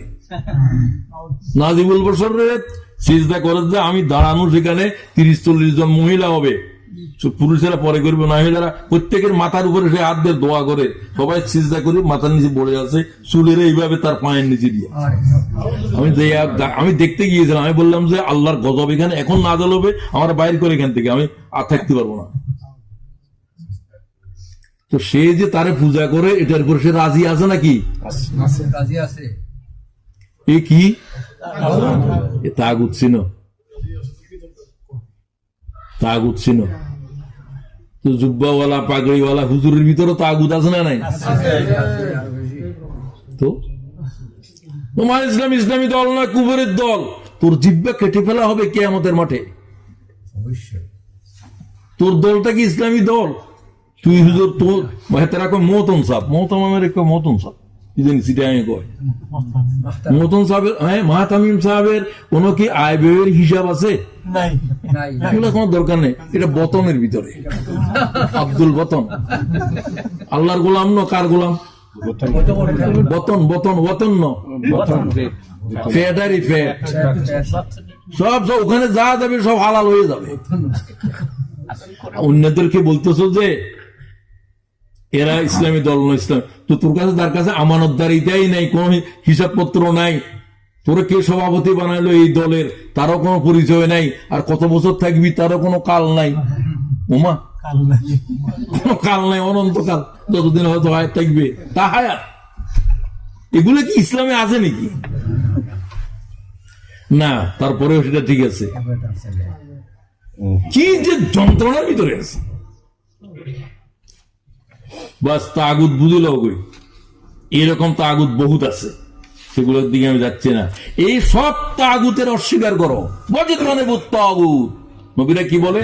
আনাইবুদুল্লাহ, কার বন্দেগী করো? তাগুত, বিদ্রোহ করো তাগুতের বিরুদ্ধে। তুমি কো এটা বললে রাজনীতি হয়, তো রাজনীতি তো হবেই। ইসলামের মুসলমানদের বানাইছে রাজনীতি করার জন্য, মানব বানাইছে। ইনসান হচ্ছে আমাদের আল্লাহ তাআলার পলিটিক্যাল ক্রিয়েচার, পলিটিক্যাল ক্রিয়েচার, খলিফা। এটা জিব্রাইল নয়, মিকাইল নয়, এদেরকে খেলাফতের জন্য বানায় নাই, আল্লাহর প্রতিনিধিত্ব করার জন্য। কি প্রতিনিধিত্ব? সমগ্র সৃষ্টির উপরে আমার কানুনের আমি জারি করে দিয়েছি, ইনসানের জন্য কানুন বানিয়েছি, কানুন জারি করার দায়িত্ব যার উপর তোমাদের উপরে দিয়েছি, তোমরা আমার পক্ষ থেকে এই খলিফা, এই আমার বিধানকে জারি করে দাও। সুবহানাল্লাহ। এটা কোনো জিন্নাতের কাজ নয়, তাদেরকে বন্দিগির জন্য বানাইছি, যেরকম সব মখলুকের বন্দিগির জন্য। তোমাদেরকে খেলাফতের কে তোমাদের বন্দিগি, এরেদাই বন্দিগি।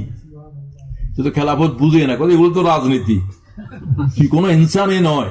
তোর জান্নাত টান্নাত এগুলোর কোনো কিছু আছে কিনা? ইনসান না থাকলে জান্নাত দাবি কেমনে? এতে আজও কয় যে রাজনীতি করবেন না, আপনি কথা বলেন রাজনীতি করবেন না, যে কয় এতে পিছিয়ে নামাজ হইতো না। তোমার তো এলেম নাই, সে ইসলাম বুঝেও নাই, দিনও বুঝে নাই, কিছু বুঝে নাই, সে ইলা শব্দের অর্থও বুঝে নাই। সব রাজনীতি ইলা শব্দের ভিতরে। সার্বভৌম ক্ষমতার মালিক, সভরেন পাওয়ারের মালিক কে? আল্লাহ। তো ইলা মানি তো সেটা, এটা তো পলিটিক্যাল ওয়ার্ড। খেলাফত ইটসেলফ এ পলিটিক্যাল ওয়ার্ড। তুমি আজও কও যে রাজনীতি করিয়েন না মুসলিদতে, রাজনীতি না করলে তুই বাইরে যে তুই জিন্নাতের সাথে নামাজ পড়, এদের রাজনীতি নাই। এদেরকে বানানো হয়েছে শুধু ইবাদতের জন্য, গাছের বানানো হয়েছে, এগুলো সব ইবাদত করবে আর কিছু করবে না, যার যে ইবাদত। খেলাফত শুধু ইনসানের জন্য, এটা নাফরমানিও করতে পারবে, স্বাধীনতা আছে, যার কারো নাই, কোন মখলুকের নাই, ঠিক কিনা? তো সুতরাং তাগুত হওয়ার আর কারো শক্তি নেই, সব তাগুত ইনসানের ভিতর, আর জিন্নাতের ভিতরে হতে পারে, কারণ তাদেরও কিছু লিমিটেশন, স্বাধীনতা আছে। তো তাগুতের পরে আর কথা বলা দরকার নেই, তাগুত চিনি না। আরে 4 মাস পর্যন্ত সময় দিলে, আমার মামারে বললাম কি কাদের পিছনে ঘুরিলে, তুমি তাগুত চিনো কিনা মামা? ওই তাগুত কি জিনিস? তাগুত কি আফ্রিকার কোন প্রাণীর নাম? না, মহাসাগরের কোন জলচরের নাম। তো 4 মাস পর্যন্ত কি করলে কাটছিল? কিন্তু লা ইলাহা ইল্লাল্লাহ বুঝো না। শুধু আমার মামা না, তোমাদের মামার অবস্থাও তাই। তো ঘাটি গেল কি জন্য গুরু হয়েছে? কই এরকম তো রাসূলুল্লাহ লাকড়ি অর্ধেক ফোড়া আছে, আর অর্ধেক পড়ে নাই, এটাও আছে কান্দের উপর। ঈদের দিনও থাকে, মুসলিম বাইরেও না। তো আমি যখন গেলাম, তখন ইঞ্জিনিয়ার একটা ছিল আমাদের সভাপতি, আমির সাহেব। আমির সাহেব কয় যে আল্লাহ রাস্তায় ঈদ হবে। কি আল্লাহ রাস্তায় ঈদ কি হয়? এত নতুন কিছু বুঝিয়েন না। আল্লাহ রাস্তা ঈদ কি? তো আমার একটু কথার লগে এ হইতো, আমার যেভাবে বলে ওই হাদিস এইভাবে, আমি এইভাবে না বলি, আমি অন্য হাদিস বলি, তাদের এগুলোই বলি। তো তারা কয় যে মুরব্বী উসুল মোতাবেক বলিয়েন। মুরব্বী তো রসুল্লাহ, আর কি মুরব্বী? হাদিসটা রসুলের কিনা? তো ও কয় যে রসুলের। তো এটা না বলবেন আপনি আল্লাহ রসুলের আরেকটা হাদিস বললে কয় যে উসুল মোতাবেক হয় না। উসুল কি? আপনি কে উসুল বানাইবে? উসুল তো আল্লাহ বানায়, রসুল বানাইবে, ঠিক কিনা? তো আল্লাহ আগামীকাল কয় যে আপনারা বলতেছেন কি কয় আল্লাহর রাস্তায় ঈদ করব। কি আল্লাহর রাস্তায় ঈদ করব? আমি তো বুঝেন না। আমি বললাম যে আপনারা আল্লাহ রাস্তায় করেন, আজ রসুলের রাস্তায় ঈদ করবো। রসুলের রাস্তায় কি কয়? আমি বললাম রসুল নিজের স্ত্রীদেরকে অন্যান্যদেরকে বললাম তোমরা সব ঈদের মাঠে চলো। হুজুর কয় যে হুইয়াত যারা হায়াজ ওয়াল মেয়ে তাদেরকেও নিয়ে যাবে। হুজুর তারা কিভাবে যাবে? কয় তারা যাবে, তারা নামাজ পড়বে আর তাকবীর দিবে।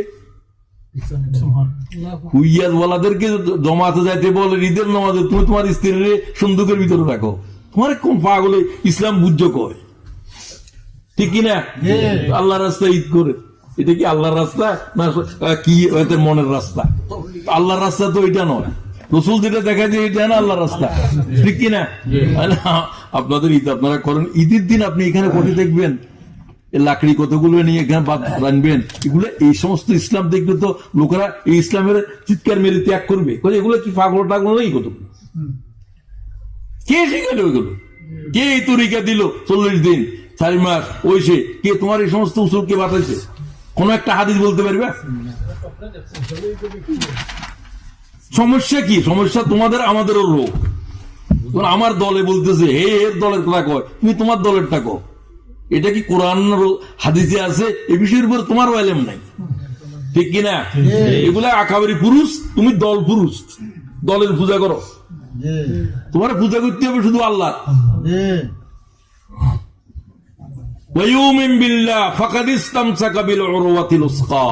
যে আল্লাহর প্রতি এইভাবে তাগুতের অস্বীকার করে ইমান আনলো, সে আল্লাহর প্রতি ইমান আনলো, মানুষে এক শক্ত রশি ধারণ করলো, ঠিক কিনা? কোনদিন তাম পৃথিবীর মানব যদি এই রশি ধরে, একটা রশির কয় মাথা? 2 মাথা। তরাফাহু বিয়াদিল্লাহ ওয়া তরাফাহু বিয়াদিকুম। এক রশি আল্লাহ বলছে আমার হাতে, আর এক রশি জমিনে ছেড়ে দিয়েছি। সেটা কি? কোরআন। সেটা কি? এই রশি যারা ধরবে তারা গোমরা হবে না। তুমি কোন রশি দিচ্ছ? তুমি কোন কিতাব দিচ্ছ? হাদিস বলতেছি আপনাদের কাছে, এবং হাদিসের লব্জ দেখেন, তরাফাহু বিয়াদিল্লাহ ওয়া তরাফাহু বিয়াদিকুম, তোমাদের ধরার জন্য জমিনে ছেড়ে দিয়েছি, আর এক রশির মাথা এটা আমার হাতে আছে। যারা এই দুর্বা তারা আমার পর্যন্ত পৌঁছবে। ঠিক 7 রশি না 1 রশি? তুমি তো 8 রশি 15 রশি 14 রশি। কি যে যন্ত্রণা উম্মতে মুসলিমা নিয়ে। মূল কারণ কি? কোরআন শরীফের এলেম নাই। আয়াত এটা সেও জানে, সে তাগুত কি সেটাও বুঝে নাই। এত মুখস্থ হাফেজ, আয়াত এটা তো সবাই জানে, তাগুতও বুঝে নাই, রশিও বুঝে নাই। আর বুঝে নাই যে সেটাও তো বুঝে নাই। এটা তো বড় সমস্যা। কারণ বুঝে নাই যে এটা যে বুঝছে, তাহলে কিছু না হলেও বুঝবে। ডাক্তারের জিজ্ঞাসা করে কোন রোগের ওষুধ নাই? সব রোগের তো ওষুধ আছে। ও যে রোগী মনে করে আমার রোগ নাই, তার তো চিকিৎসা নেই। লেখাপড়া কিচ্ছু জানো না, আমি এখানে বসে কি করবো? আমি তো জানি এই কথাগুলাই তো কইব, ঠিক কিনা? তোমার চিকিৎসা নাই। ফি কুলুবিহিম মারাদুন, এদের কলিজার কলবের ভিতরে কি আছে?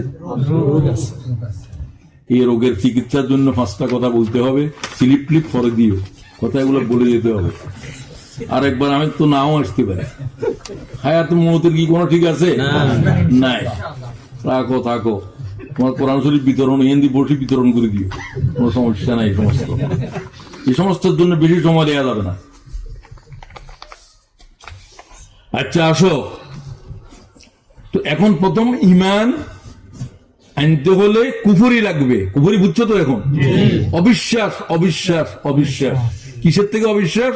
খাইরিহি ওয়া শাররিহি, এটার উপর থেকে আর সব জগতের উপর থেকে ঈমান তুলে ফেলো। তাহলে তোমার কলিজার ভিতরে কি ভয় আসবে না শক্তি আসবে? শক্তি আসে। তামাম জগতের তোমার কাছে কিছু বালিকোনাও মনে হবে না। ঈমান এক প্রচন্ড ক্ষমতা সৃষ্টি করে মুমিনের হৃদয়ে। সে আল্লাহ ছাড়া কোন জাতের ড্যাম কেয়ার। সুবহানাল্লাহ। এই ছেলেটাই বলে হাদি হাদিস কি বলে? মানুষ মৃত্যুকে ভয় করে। আমি সে বলে আমার চাই যে আমি মিছিলের সামনে থাকি, বুলেট আমাকে বৃত্ত করুক, আমি রক্তাক্ত অবস্থায় হাসতে হাসতে আল্লাহর কাছে চলে যেতে চাই। আমার কাছে তো এটাই আনন্দ। তুমি বুঝছো নি তোমার সাথে আর গোটা জাতির সাথে কেন তার পার্থক্য? স্লোগান দিচ্ছে কি? ঢাকা না, এটা কি একটা কথা না একটা মহাকাব্য? সমস্ত রাজনীতি এই শব্দের মধ্যে খতম হয়ে গেছে। সমস্ত বাংলাদেশের কন্ট্রোল করেন কে? দিল্লি। এখন কি দিল্লি চলবো না ঢাকা চলবে? আমাদের দেশ আমরাই চালাবো ইনশাআল্লাহ। এক একটা কথা নয়, এক একটা কাব্য। কথা বোঝা যায়? সুতরাং এই ছেলেটাকে তো তারাই চিনছে যারা তাকে হত্যা করছে, আমরা চিনি না। ঠিক কিনা? আমরা চিনতে তার জীবন দিতে হয়েছে। জীবন দেওয়ার পরে বুঝতেছ তাকে নিয়ে আলোচনা করতেছি। জীবন দেওয়ার পরে অবশ্য এরকম আমরাও বুঝি নাই। অবশ্যই। সে তো অনেকটা অখ্যাত হয়েছিল। আল্লাহ তাআলা তাকে খ্যাতিমান করার জন্য আল্লাহ থেকে কিছু লাগে না, এক মুহূর্তে করতে পারে। সুবহানাল্লাহ। তাম জগতের কাছে কিভাবে পৌঁছা দিল আল্লাহ। ভয়ঙ্কর ভাবে। কি ধরনের গার্ড অফ অনার দিয়ে কোথায় থেকে মৃত্যু হতে চাইছে? কোন কবির উন্নতম বলো বীর, বলো উন্নতম শীত। আমাদের মাথা কারো কাছে নত হবে না। সে কালচারাল, সে দেখলো যে ভারতের সমস্ত হেজিমনি হলো কালচারে। কালচারে এক্স্যাক্টলি। মঙ্গল যাত্রা করো, তুমি মনে করছো যে এটা সোয়াবের না হইলো গুনাতে হইতো না। তুমি জানো না যে কুফুরিকে কিভাবে তোমাদেরকে গিলানো হয়েছে সব সংস্কৃতির অঙ্গনে, ভিটামিনের কথা। ঠিক কিনা? সে তো ওটা নিয়ে আন্দোলন করছে। ঠিক সেটাকে তুমি যদি ব্যাখ্যা করো সব কিছুতে দেখবা যে এই কালচার, এই যে চেতনা মেতনা সব তো কালচারাল শব্দ। স্বাধীনতার চেতনা, অমুক চেতনা, জঙ্গি টঙ্গি সব কালচারাল, এটা ঠিক কিনা বলো? তো এটা তো আমরা অনেকেই বুঝতে পারি নাই, ঠিক কিনা বলেন? সে এখন তো একজন ব্যক্তি নয়, সে তো বাংলাদেশের হাজার নয় লাখ কোটি জনতার আইকন। আমার কাছে মনে হচ্ছে গোটা বাংলাদেশের হৃৎপিণ্ড, আওয়াজ। ঠিক কিনা? তো এই হলো ঈমান। ইউমেন বিল্লাহর ফলে আল্লাহর রশিদ হচ্ছ। এখন কিভাবে আগাইবা? দ্বিতীয়, এক নম্বর আর বললাম না ঈমানের পরে। 2 নম্বর, আল্লাহর কাছে যাওয়ার জন্য উসিলা তালাশ করো। ইয়া আইয়ুহাল্লাযীনা আমানু তানিবু না ওয়াবতাগু ইলাইহিল ওসিলা। হুজুররা কয় ওসিলা মানে হলো ফিদ্দর। কোথাও আছে ফিদ্দর? ওয়াজাহিদু ফি সাবিলিল্লাহ। আল্লাহ কয় আল্লাহর রাস্তায় জিহাদ করো, তাহলে তোমরা তোমাদের গন্তব্যে পৌঁছতে পারবে। তো তুমি করো কি? ফিদ্দর। ফিরিও জান্নাত চিনে না, অন্ধ, আর অন্ধ দুচ্ছে অন্ধের হাত। হাজার হাজার অন্ধ আধা একটারে দুচ্ছে তার লাঠি। এগুলো কি নালায় পড়া ছাড়া আর কোন উপায় আছে? সে গদিনুসিন পীর। এটা কি তোমার কাপড়ের দোকান? কিসের গদিনুসিন? ঠিক কিনা? কাপড়ের দোকানের মালিক, এখন তারপরে তার ছেলে বইয়ে গদি বসছে। গদি খোদার দিনকে নিয়ে তামাশা করতেছ, খোদার দিনকে নিয়ে তামাশা করতেছ। তোমাদের কিছু বলাও যাবে না। কেন? ওই খাতায় বুজুর্গ গ্রেপ্তান খাতা, ফার্সিতে কয়। বুজুর্গদের ভুল ধরাটা এটাও একটা ভুল। আমি বললাম যে বুজুর্গদের ভুল তোমার তো এই কথার তর্জমাইটা নয়। বুজুর্গদের ভুল হাজার হাজার মানুষকে ভুলের ভিতরে গ্রেপ্তার করবো, ঠিক কিনা বলো? ইমামের ভুল তো সবার নামাজ শেষ করে দিব, এই কথা তো বললে না। তোমরা কয় না হুজুরদের ভুল ধরিও না, হুজুরও ভুল ধরিও না। দেওবন্দ থেকে এসছে, দেওবন্দি রেখছে ওখানে, আজ তৌহিদও বুঝে নাই। একজন আমার বলে, মহিষ ভাই লেখাপড়া করতে গেলাম দেওবন জিরি থেকে, বিকাল বেলা হচ্ছে যাইতে আমার এলাকার লোকজন আছে, জিরি হলো পটিয়ার ভিতরে। আসলে নামাজের পরে আমি পৌঁছছি দেওবন, এখান থেকে কামেল পাস করে দাওরা পাস করে গেছে। তো সব মাথার উপরে কিতাব নিয়ে ডালিম গাছ একটা নিচে যার লাইন ধরছে, সে কিছুক্ষণ বসে, ওখানে চেয়ারও আছে ডালিম গাছের নিচে, তারপর কিতাবের কতক্ষণ নাড়াচাড়া করে, সে চলে আসে, আরেকজন যায়। তো আমার বন্ধু আসছে ফিরে, আরে কিরে তুই এখানে কি?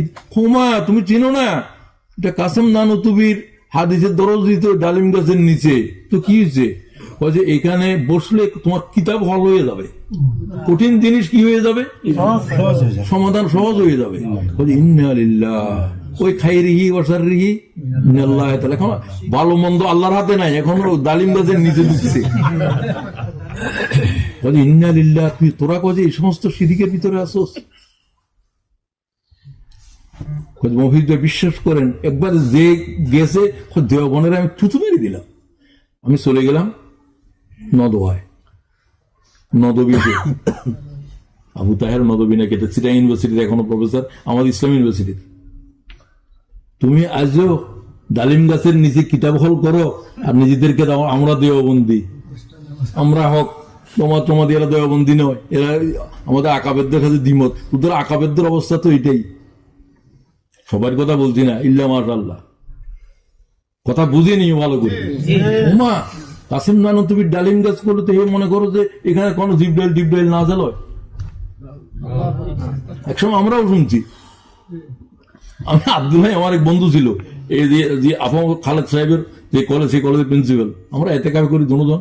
আমি বললাম আব্দুল্লাহ সাহেব আপনি দেওয়াবন ঘুরিয়ে এসছেন, কয়ে মহেশ ভাই ডালিম গাছের নিচেও গেছিলাম, আমি আরো যেতে পারলাম না। আমি তখন বুঝি না এটা ভালো করে, এটা ডালিম গাছের নিচে, এটা বহুত বরকতপূর্ণ।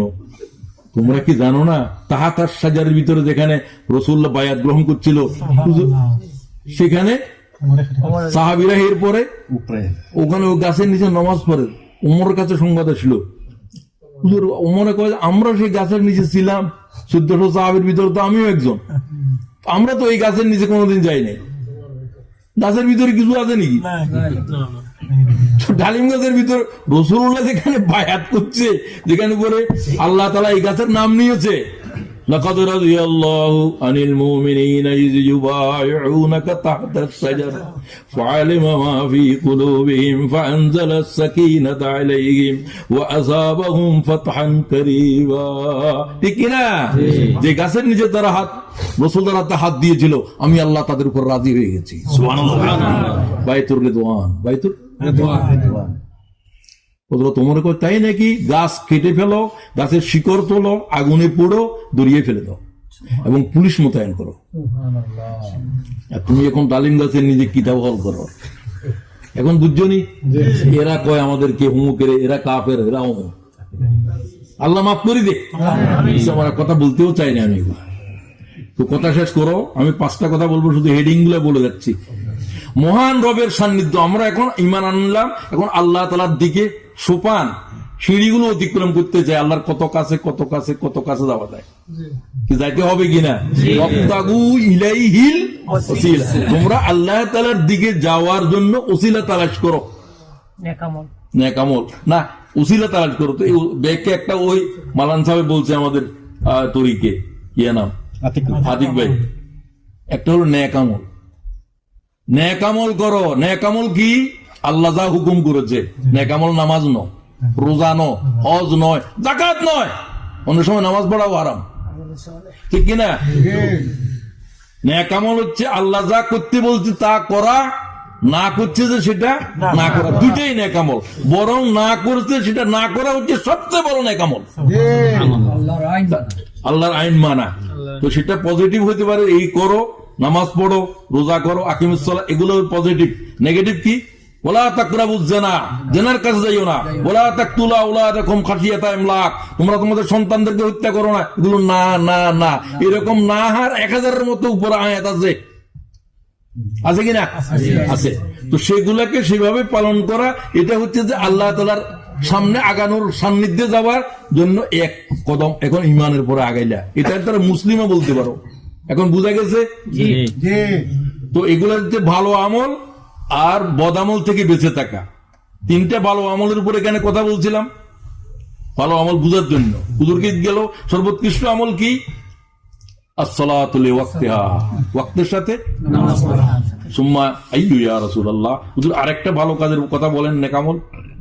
বিররুল ওয়ালিদাইন, বিররুল ওয়ালিদাইন। তার সাথে সদাচরণ করো। বাবা মার সাথে। সুম্মা আইয়ু ইয়া রাসূলুল্লাহ। হুজুর আরেকটা বলেন, আল জিহাদ ফি সাবিলিল্লাহ, রাওয়াহুল বুখারী। কথা বুঝে আসছে? আচ্ছা হুজুর আমাদেরকে কিছু নেগেটিভ মন্দ যেগুলোতে বেঁচে থাকতে হবে সেগুলোও তো নেকামল, মানে বেঁচে থাকাটাই নেকামল। কি? আর শিরকু বিল্লাহ, কিসের থেকে বাঁচিয়ে থাকো? ওয়াল্লাযীনা লা ইয়াদউনা মা'আল্লাহি ইলাহান আখার ওয়া লা ইয়াকতুলুনা আন-নাফসা আল্লাতী হারামাল্লাহু ইল্লা বিল হক ওয়া লা ইয়াজনুন। তিনটা সূরা ফুরকান, সম্ভবত 68। শিরিক করা এক নম্বরের নিকৃষ্ট কাজ, এটার থেকে বেঁচে থাকো। মানব খুন করা, বেঁচে থাকো। বহুত গুনাহ না করে তিনটার কথা বলা হয়েছে, ওই নেক আমল তো বহুত আছে, তিনটা বললাম। ওয়ালা ইয়াজনুন, জানা থেকে বেঁচে থাকো। একটা আল্লাহর সাথে, একটা মানব জাতির সাথে, আর একটা নিজের সাথে। আল্লাহর সাথে যত গুনাহ আছে সবচেয়ে বড় গুনাহ শিরক। মানুষের সাথে যত অপরাধ আছে সবচেয়ে বড় অপরাধ খুন। ইল্লা বিল হক, যথার্থ কারণ ব্যতি রেখে। সেগুলো আলোচনার সময় নেই। নিজের উপরে মানুষ যত জুলুম করে সবচেয়ে বড় জুলুম হলো ব্যভিচার। এটা নিজের ধ্বংস করে। আল্লাহ আমাদেরকে এই তিন গুনাহ থেকে হেফাজত করো, আমিন। ওই তিন নেক আমলের প্রতি বেশি আসক্ত করো, আমিন। তো এইগুলো একটা। 3 নম্বরে আসতেছ, শুধু নম্বরগুলো বলে দেবো, তাহলে এটার উপরে আর বেশি বলার দরকার নেই। আল্লাহ নৈকট্য লাভের ওসিলার ভিতরে তৃতীয় গুরুত্বপূর্ণ জিনিস কি? সেটা হলো আল্লাহ তাআলার আদেশকে নিঃশ্বাসের সাথে পালন করা এবং নিষিদ্ধ কাজ থেকে বেঁচে থাকা। এটা তো বলা হলো। এরপরে আল্লাহ নাজ্জালা আহসানাল, দ্বিতীয় কথাটা আরেকটা, বা এটার তৃতীয় কথাই বলে দিই। তৃতীয় হচ্ছে যে আল্লাহ তাআলার কোরআন শরীফ হাতে নাও। আল্লাহর কাছে যদি যেতে চাও তাহলে কি লাগবে? কোরআন লাগবে। এর প্রত্যেকটা শব্দ ভিতরে আল্লাহর খুঁজে পাইবা, আল্লাহর সিফতের পাইবা। ফুলের ভিতরে যেরকম সুবাস লুকিয়ে থাকে, আল্লাহ তার কোরআন শরীফের শব্দের ভিতরে লুকিয়ে আছে। এর চাইতে আর বড় কোনো কথা বলার আমার কাছে আমার ইলম নাই। তো এটাকে হুয়া হাবলুল্লাহিল মাতিন ওয়া হুয়া যিকরুল হাকীম ওয়া হুয়া সিরাতুম মুস্তাকিম। রাসূলুল্লাহ বলেন এই হচ্ছে হাবলুল্লাহিল মাতিন, আল্লাহর রশি এত মজবুত, এটার ধরো। সুতরাং কোরআন শরীফ তৃতীয় ধরো, দ্বিতীয়টা নেকামল বললাম। কোরআন শরীফ ব্যতি রেখে আল্লাহ পর্যন্ত যাওয়ার আল্লাহর কসম কোনো জায়গা নাই, কোনো রাস্তা নাই, কোনো পথ নাই। আল্লাহ কি পছন্দ করে কি করে না সম্পর্কের জন্য তো সেটা দরকার। তিনি কি পছন্দ করেন এটা কোথায় আছে? 3 নম্বর গেল, 3 নম্বর গেল, 4 নম্বরে আসো। আমি 5 নম্বরের পরে শেষ করে দেব। আল্লাহ সন্তুষ্টি অর্জনে আর একটা কাজের সাথে সম্পৃক্ত থাকতে হবে, আল জিহাদ ফি সাবিলিল্লাহ। জিহাদ ফি সাবিলিল্লাহ মানে আল্লাহর দ্বীনের জন্য জিহাদ করা। আল্লাহর জন্য মানে কি? দ্বীনের জন্য। ওয়াজাহিদু ফিল্লাহ, আল্লাহর জন্য জিহাদ করো। আল্লাহর জন্য মানে কি? আল্লাহর দ্বীনের জন্য। আল্লাহর কাছে দ্বীন বেশি গুরুত্বপূর্ণ, নবী বেশি গুরুত্বপূর্ণ না দ্বীন বেশি গুরুত্বপূর্ণ? কেন? দ্বীন হচ্ছে আল্লাহর কালিমাতুল্লাহিল উলিয়া। কালিমাতুল্লাহিল উলিয়া, আল্লাহর হুকুমকে প্রতিষ্ঠিত করাই হলো দ্বীন। নবীরা আসছে ইয়ার জন্য, নবীরা মজলুম হয়েছে দ্বীনের জন্য, রক্ত ঝরেছে দ্বীনের জন্য, তায়েব হয়েছে দ্বীনের জন্য, বদর হয়েছে দ্বীনের জন্য, উহুদ হয়েছে দ্বীনের জন্য, সমস্ত ফরজ মুলতবি করেছে দ্বীনের জন্য। তুমি নামাজ বুঝছো, রোজা বুঝছো, দ্বীন বুঝো নাই। কথা বুঝলে কিনা? তুমি কি জানো দ্বীনের জিহাদের সামনে নামাজ মুলতবি, রোজা মুলতবি, হজ্জে বাইতুল্লাহ মুলতবি? শুধু ঈমান থাকবে আর কিছু দেখবে না, শুধু জিহাদ থাকবে। এই দুইটাকে বলা হয় দায়েমি ফরজ, যেগুলোর থেকে বিচ্ছেদ হইতে পারবে না। কি ফরজ?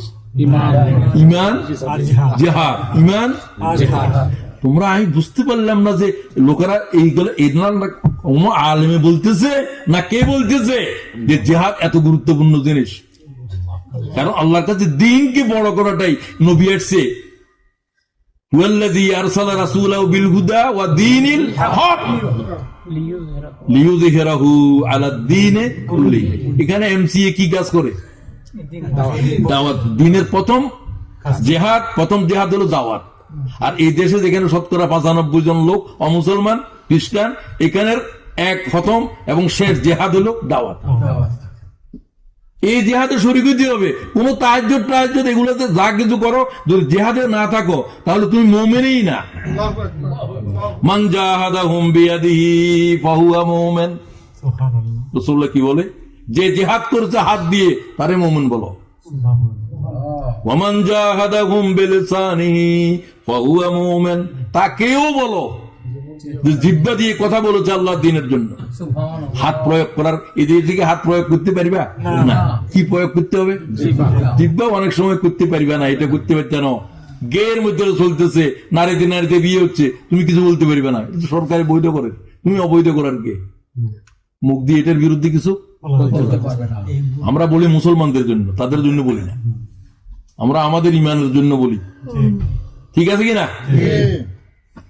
এটাও যদি করতে না পারো, বাংলাদেশে তো এটাও করতে পারি নাই, কি কথা বলবে? তখন কি করতে হবে? ইমান কিভাবে বাঁচবে? শেষ ইমানের অস্তিত্ব কি? ওমান জাহাদাহুম বিকালবিহি ফাহুয়া মুমিন, ওমান জাহাদাহুম বিকালবিহি ফাহুয়া। তখন কলবের ঘৃণা করো অন্যায়কে, ঘৃণা পর্যন্ত যার থেকে নাই। ওয়ালাইসা ওয়ারা যালিকা মিনাল ঈমান হাব্বাতু খারদালিন ক্বালা রাসূলুল্লাহ রাওয়াহু মুসলিম। যার হৃদয়ের ভিতরে অন্যায়ের প্রতি ঘৃণাও নাই, আহা দ্বীনের দায়ীদেরকে খুন করা হচ্ছে, ফিলিস্তিনের জনপদ নিশ্চিহ্ন হয়ে যাচ্ছে, আল্লাহরে পর্যন্ত আওয়াজ দিয়ে বলে ও আল্লাহ কি করবো তারা, আমরা তো কিছু করতে পারতেছি না। এই যে কলিজার ভিতরে জ্বলন, এটা তোমার ভিতরে ঈমানের শেষ প্রমাণ। যেদিন এটা থাকবে না, রাসূলুল্লাহ বলতে তার কলবের ভিতরে সরিষার দানা পরিমাণ ঈমান নাই। এই ফতোয়া আল্লাহ রাসূল দিচ্ছে। এখন বুঝতে পারলা দ্বীনের জিহাদ কি? যদি এটা না করো, কোন আয়ত্ত নামাজ পড়ি, রোজা করি, হজ করি, প্রতিবার রমজানের ভিতরে কি করে আরো উমরা করো, কই তুমি তো এমনি গুমরা হইছো, আরো উমরা করো। তোমার তো আসল খবর নাই। তুমি জানো না যে ফিলিস্তিনের জনপদের মানুষদের কাছে লক্ষ লক্ষ টাকা দিয়ে উমরার জন্য খরচ করছো? একটা মানুষের এক বোতল পানির ব্যবস্থা করে দাও, একটা মানুষের জীবন বাঁচাই দাও, লক্ষ লক্ষ উমরানো ওদের যেতে গুরুত্বপূর্ণ। এই চেতনাই তো আসে নাই। তুমি কিসের বেশি সোয়াবের কাজ মনে করছো? তুমি সোয়াবের কাজ বুঝো? আজালতুম সিকায়াতাল হজ ওয়া ইমারাতাল মসজিদিল হারাম। হাজিদেরকে পানি পান করাই, এর তখন পানি নেই মক্কাতে। হুজুরকে জিজ্ঞাসা করে, ইয়া রাসূলুল্লাহ সর্বোৎকৃষ্ট তোমরা কি নিয়ে ঝগড়া করো? আসলে উত্তম আমল নিয়ে, সবচেয়ে ভালো আমল কি? এ বলতেছে এটা, এ বলতেছে এটা, এ বলছে কাবা ঘর, এগুলো হাজিদেরকে পানি পান করানো। হুজুর চলে গেলেন, হুজুর উপর ওহী নাযিল হয়েছে, আয়াত নাযিল হয়েছে সূরা তাওবার। হুজুর বললে, কে কে তোমরা নেক আমল নিয়ে বিতর্ক করতেছিলা, কাম হিয়ার, এদিকে আসো, আয়াত শুনো। আল্লাহ ফয়সালা দিচ্ছে, আজআলতুম সিকায়াতাল হজ ওয়া ইমারাতাল মসজিদিল হারাম কামান আমানা বিল্লাহি ওয়াল ইয়াউমিল আখির ওয়া জাহাদা ফি সাবিলিল্লাহ লা ইয়াস্তাউনা ইনদাল্লাহ। হাজিদেরকে পানি পান করানো আর বায়তুল্লাহ মনে করেছে 1 লাখ, এগুলা আল্লাহর দ্বীনের জিহাদের কাছে কি কোনো জিনিস? আল্লাহ কয় লা ইয়াস্তাউনা ইনদাল্লাহ, লা ইয়াস্তাউনা ইনদাল্লাহ। তোদের কাছে এটা বড় হইতে পারে, আল্লাহর কাছে এগুলার কানাকড়ি কোনো মূল্য নাই। সুবহানাল্লাহ। বুঝতেন এখন দ্বীনের জিহাদ কি জিনিস? মরণ পর্যন্ত কিসের সাথে দেখতে হবে? আল্লাহ তৌফিক দাও, সবাই হাত তোলো তো। আল্লাহ সব হাত কবুল করো। আল্লাহ আমাদেরকে মরণ পর্যন্ত আল্লাহ দ্বীনের জিহাদের মধ্যে রাখো। এই এমসি এই কাজটা করে, এমসির যত ক্যাম্পাস করে, আমি যেটা বলছি যে একটু শক্ত কথা আর কি বলতে হইতো, তারা কি করে তার গুলো জিজ্ঞেস, আমি এত জিজ্ঞাসা করার সময় নেই। এগুলো আর মুহিত বাইরে জিজ্ঞাসা করি না। আমি যেটা বললাম এটা তাদেরকে জানিয়ে বলতেছি। আমি তাদের মূল কাজ হলো আল্লাহর দ্বীনকে জিন্দা করার জেহাদ করছে।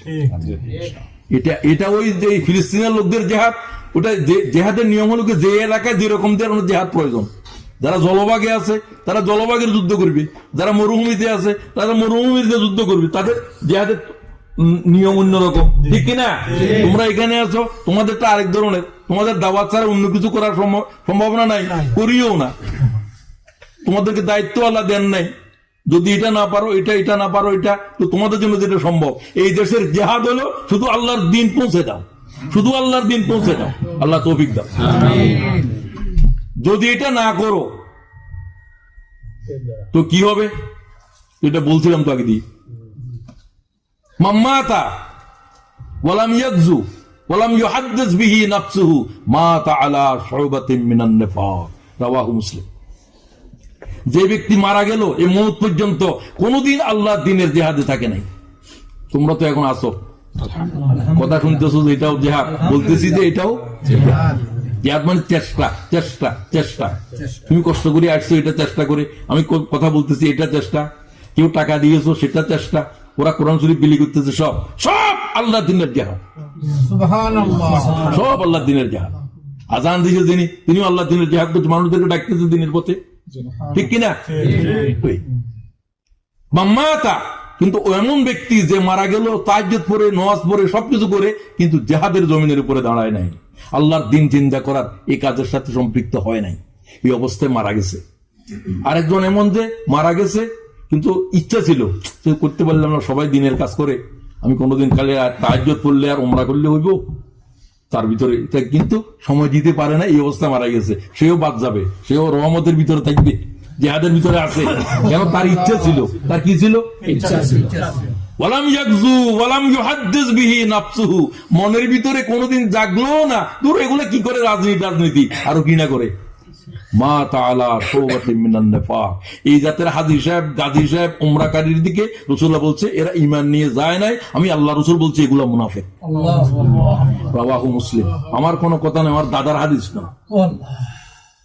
তো এখন এটা বুঝলা, এখন বুঝলে জিহাদ বুঝলেন সবাই।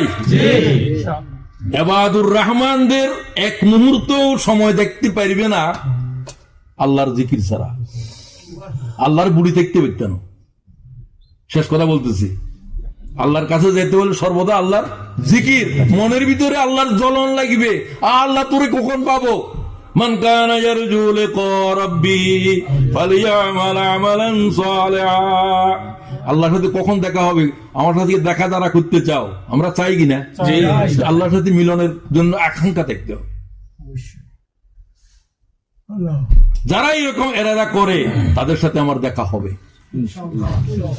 জান্নাতে হলো। তো আল্লাহ তাআলা বলেন, ইয়া আইয়ুহাল্লাযীনা আমানু যিকুরুল্লাহা যিকরান, বেশি করে আমার জিকির করো সারাক্ষণ, কিয়ামান ওয়া কুউদান ওয়া আলা যুনুবি, দাঁড়ানো, বসানো, শোয়া, সর্বাবস্থায় কি জিকির? আল্লাহর জিকির করো। কেউ খবরদার, সৃষ্টির কোনো জিকির নেই।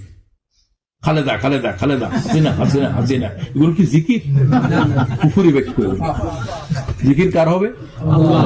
সর্বোৎকৃষ্ট জিকিরের শব্দ চারটা, সুবহানাল্লাহ, আলহামদুলিল্লাহ, ওয়া লা ইলাহা ইল্লাল্লাহ, আল্লাহু আকবার। যদি জিকির না করো পৃথিবীর জীবন কঠিন হয়ে যাবে। ওয়ামান আ'রাদা আন যিকরি ফাইন্না লাহু মাঈশাতান যানকা, আমার জিকির তুমি তারা গাফেল হয়েছো, তোমাদের দুনিয়ার জীবনের কঠিন করে দেব। মিলিয়নিয়ার, ট্রিলিয়নিয়ার কঠিন হয়ে যাবে। মেরিনার পড়াছিলাম, ancient mariner, water everywhere, not any drop to drink. Water everywhere, not any drop to drink. কি চারিদিকে পানি পানি পানি, কিন্তু পান করার জন্য এক কাতরা পানি নাই। পানি পানি করে পানির দড়িয়ে মারা যাচ্ছে। তোমার অবস্থা সেরকম হবে। খাদ্য এখানে, ওটা এখানে, এক টুকরা খাইতে পারতেছে না, খাইতে পারতি না, খাদ্যের ভিতরে ডুবে আছে। 152 রকমের খানা দেখছি আমি। আমার কই মহিষ ভাই, আপনাদের মাদানী সাহেব ওদের কাফেলার তো আর দাওয়াত দিয়েছে, কয় যে আর কই মহিষ ভাই নোমান ছিল, কই মহিষ ভাই আমাদের 154 না 52 রকমের খানা, দুর্গর জরুরে খানাতে বান্ধি রাখবে তোর মাদানী যাবে। এও শুনে ছিল ওইখানে, এ তো আমি চিনে, আমার ভালো করে চিনে। তো রাসূলুল্লাহ এক বেলা 2 বেলা গোস্ত আর মাংস 2 দিন পরপর খান নাই। তুমি 152 পদ দিয়ে খানা খেতে শরম লাগে না? পৃথিবীর 100 কোটি মানুষ এই মুহূর্তে অনাহারে আছে। এটা হলো হিসাব। এই মুহূর্তে 100 কোটি মানুষ অনাহারে আছে। তুমি কোন মুসলমান নিয়ে? তোমার প্রতিবেশীর খবর নাই। পৃথিবীর মানব জাতিরা অনাহারে দিন গুজরান করছে। মানুষ এটা কোন মুসলমান হওয়া দরকার নয়, ঠিক কিনা? দায়িত্ব আছে কিনা? ঠিক আছে, আমি বুঝতেছি, তুমি আর নিঃশ্বাস দিও না। তো ইবাদুর রহমানদের প্রতিটা মুহূর্তে আল্লাহ মুখের ভিতরে জিকির, কলিজার ভিতরে একটা জ্বলন।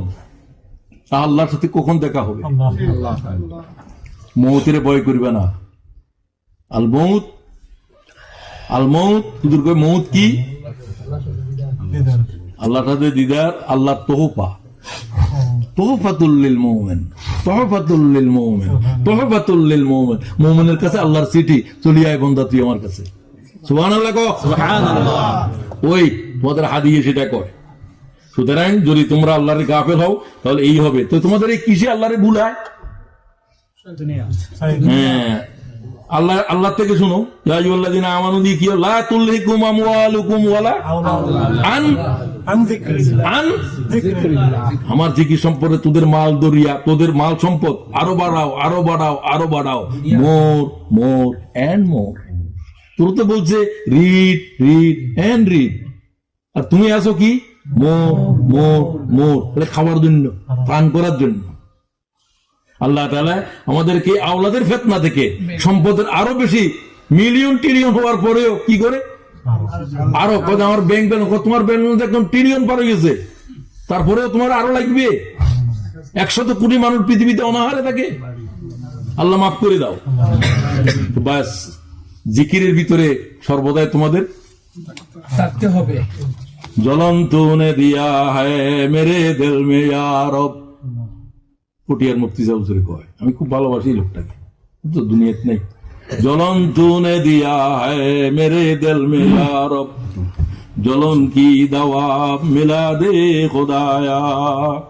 শেষরাতের তাহাজ্জুদে বসে বসে বলে, আল্লাহ আমার কলিজার ভিতরে তোর সাথে মিলনের এক মায়া, এক জ্বলা জ্বলতেছে।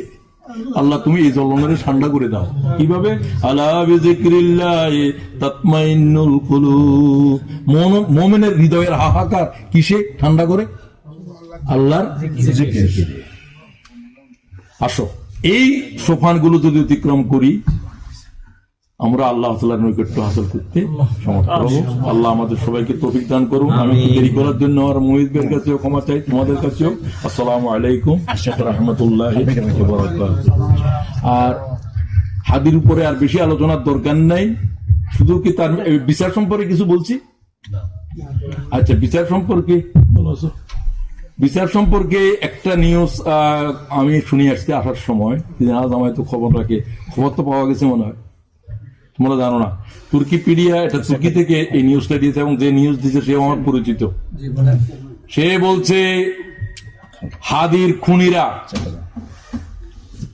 বাংলাদেশের জালের ভিতরে আটকে আছে,